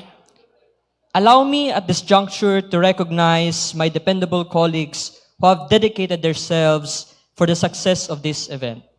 Kuya Howard, Kuya Marius, our internal vice chairperson, Evita Santiago, our external vice chairperson, Dexter Gulimlim, Secretary General Miriam Sapillar, our creatives director, Austin Ulila, our Ways and Means Committee chairperson, Nicole Imperial, our logistics committee chairperson, Joshua Elegado, our finance director, Don Merciales, our food committee chairperson, Kirsten, and the rest of our active volunteers. That is the lifeblood of this organization. Just like how our college was first founded, the Bar Operations Commission in its inception in 2023 started humbly, yet inspired to serve. Today, I am in humility to convey that the Third Bar Operations Commission, since our Constitution last September of last year, is much inspired to render the same rigor and commitment to serve our next batch of takers. Today's event is a manifestation of our continued dedication, giving our most time, creativity, and labor to celebrate the success not only of our college as a whole, but of course the sacrifices of our newly minted lawyers of humanity. The Bar Operations Commission is transcending from a mere attached committee of the Student Council to a pool of network and consequently a machinery that actively aid the BUNU bar takers in their hurdle of the bar. The college administration and the commission is forging a cemented path towards a common goal of giving the best assistance that our next takers deserve. The commission may arguably be viewed as dispensable. Of course, with or without the existence of the organization, bar will happen, passers will still be there. But before you, my great audience, the big question is, why the commission exists? The Bar Ops in paper is to provide physical, psychological, moral, technical, logistical, and academic support. But I want to summarize the overall purpose, that we are here to enhance and enrich the experiences of both the takers and the volunteers who are soon to be the takers as well. The volunteers, or in the student level, by engaging in this extracurricular quest, will have a first-hand experience of knowing the dynamics of taking the bar, as well as the first-hand grasp of knowing the experiences of the bar takers themselves. This helps condition our mind of what to happen, on how to face the final boss before getting that dot. Just a short anecdote that I want to share. First year po ako nung first time kong mag-volunteer sa Bar Ops sa BU. Parang one evening noon, I just recall, after or before the examination of our pioneer batch, kina Attorney Fiona, I am with Attorney Norley, who met them all. Kinumusta, ganyan, no? At ramdam ko doon, habang nag-observe ako, nakikinig sa mga usapan nila, yung dedikasyon, pati na rin din yung bigat ng sitwasyon. Dahil alam kong pangarap at pagod, no, ang mga nakataya. Sa pag-volunteer ko, kung gaano siguro ka-anxious ang bar takers noon, ganun din po ang pawis ng aking kamay. Ganun din ang pintig ng puso sa kaba sa tuwing sinesend off namin sila sa gates ng Nueva Cáceres. Sa ikalawang beses, kina Attorney Bautista, kung pag-volunteer or pagiging miyembro na ng executive committee ng Second Bar Operations Commission, ganun pa rin ang feeling, ganun pa rin ang kaba. Parang sabi ko nga, feeling ko yung kabang ito, taon-taon na lang, hanggat sa kami naman din yung nandoon, no? Hopefully. From this episode, the students will be able to condition his or her mind not only of what to expect, but also from what to prepare. The bar exam is really a different animal. Every year, this volunteerism sets a reminder that we, as students, need to be ready there. It is a wake-up call. That, for me, is my personal reflection on that. On the side of the bar takers, the purpose of the commission is to be their helping hand. From rendering academic support by providing them a compilation of case digests, carefully researched by our students in Bicol University, and hopefully a syllabus-based reviewer that is unique in Bicol University, that is a vision that is yet to materialize, because we are hoping also, of course, with the guidance and help of our faculty and the Dean's Office, and also to conduct the proposal of having a mock bar examination for our bar takers, the continuation of the bar kits, the meals and logistical support during their entire week of their examinations, and other requests that our takers demand just to lessen the mental tax that they already carry. To conclude, our Agenda 2025 under the Third Bar Operations Commission is for a responsive and innovative commission for the welfare of abogadong Bayueños. This is empowered with three objectives toward academic-centered, sustainable, and inclusive. Inclusive, which means that the benefits be extended also to other year levels so as to prepare them for what is to come. I call upon my fellow students to strengthen further the volunteerism, and of course to the faculty to solicit support for our programs in the future and guide us in our services for them. Let me take this moment to garner your support and advertise our plan, hopefully within this semester, as we are preparing to conduct for a seminar for ACOS. We call them a Supplemental Legal Education Seminar, or SLES. Hopefully within the SEM, hitting two purposes. First, as an income-generating project, of course, to lessen the solicitations to our professors, to our partners, and of course, and an enhancement of legal knowledge by inviting legal luminaries in a particular legal field akin to MCLE. We project that if successful, we will help us sustain the financial expenses required in our overall operations until the next testimonial dinner next year. Lastly, to the next batch of takers, to our bar bets, we are here, ready to serve, ready to commit, ready to aid you in your success. For my parting words, kung sa banking law ni Attorney Laceda, ang Metrobank daw ay may tagline na, "You're in good hands." Ang Bar Ops, Sugaman po. Serving you, uplifting the spirit. That is the essence of Bar Ops. Together, we forge a legal legacy by keeping our humble roots while maintaining excellence. Thank you and good night.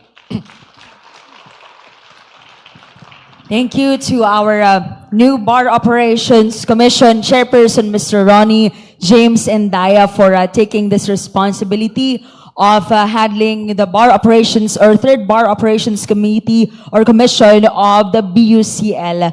And once again po, palakpakan po natin ang buong Bicol University College of Law community for this success. Congratulations to us. Now, ladies and gentlemen, this has been the closing na po of our program this evening, and we hope to see you all again next year for another testimonial dinner of our hopefully new lawyers next year. Palapakan po natin ang BU College of Law. Maraming salamat for coming here tonight, and congratulations to our 9 new lawyers from Bicol University College of Law. Maraming salamat po for raising the flag of Bicol University. And again, I would like now to thank my co-host a while ago, Miss Jess and Marie Moricoso, for covering up for me while I was still not here. Maraming salamat po. And now, this has been your host tonight. I am Francie May Boras. Maraming salamat po. Diyos mabalo sa Indo, as in salamat po sa gabos.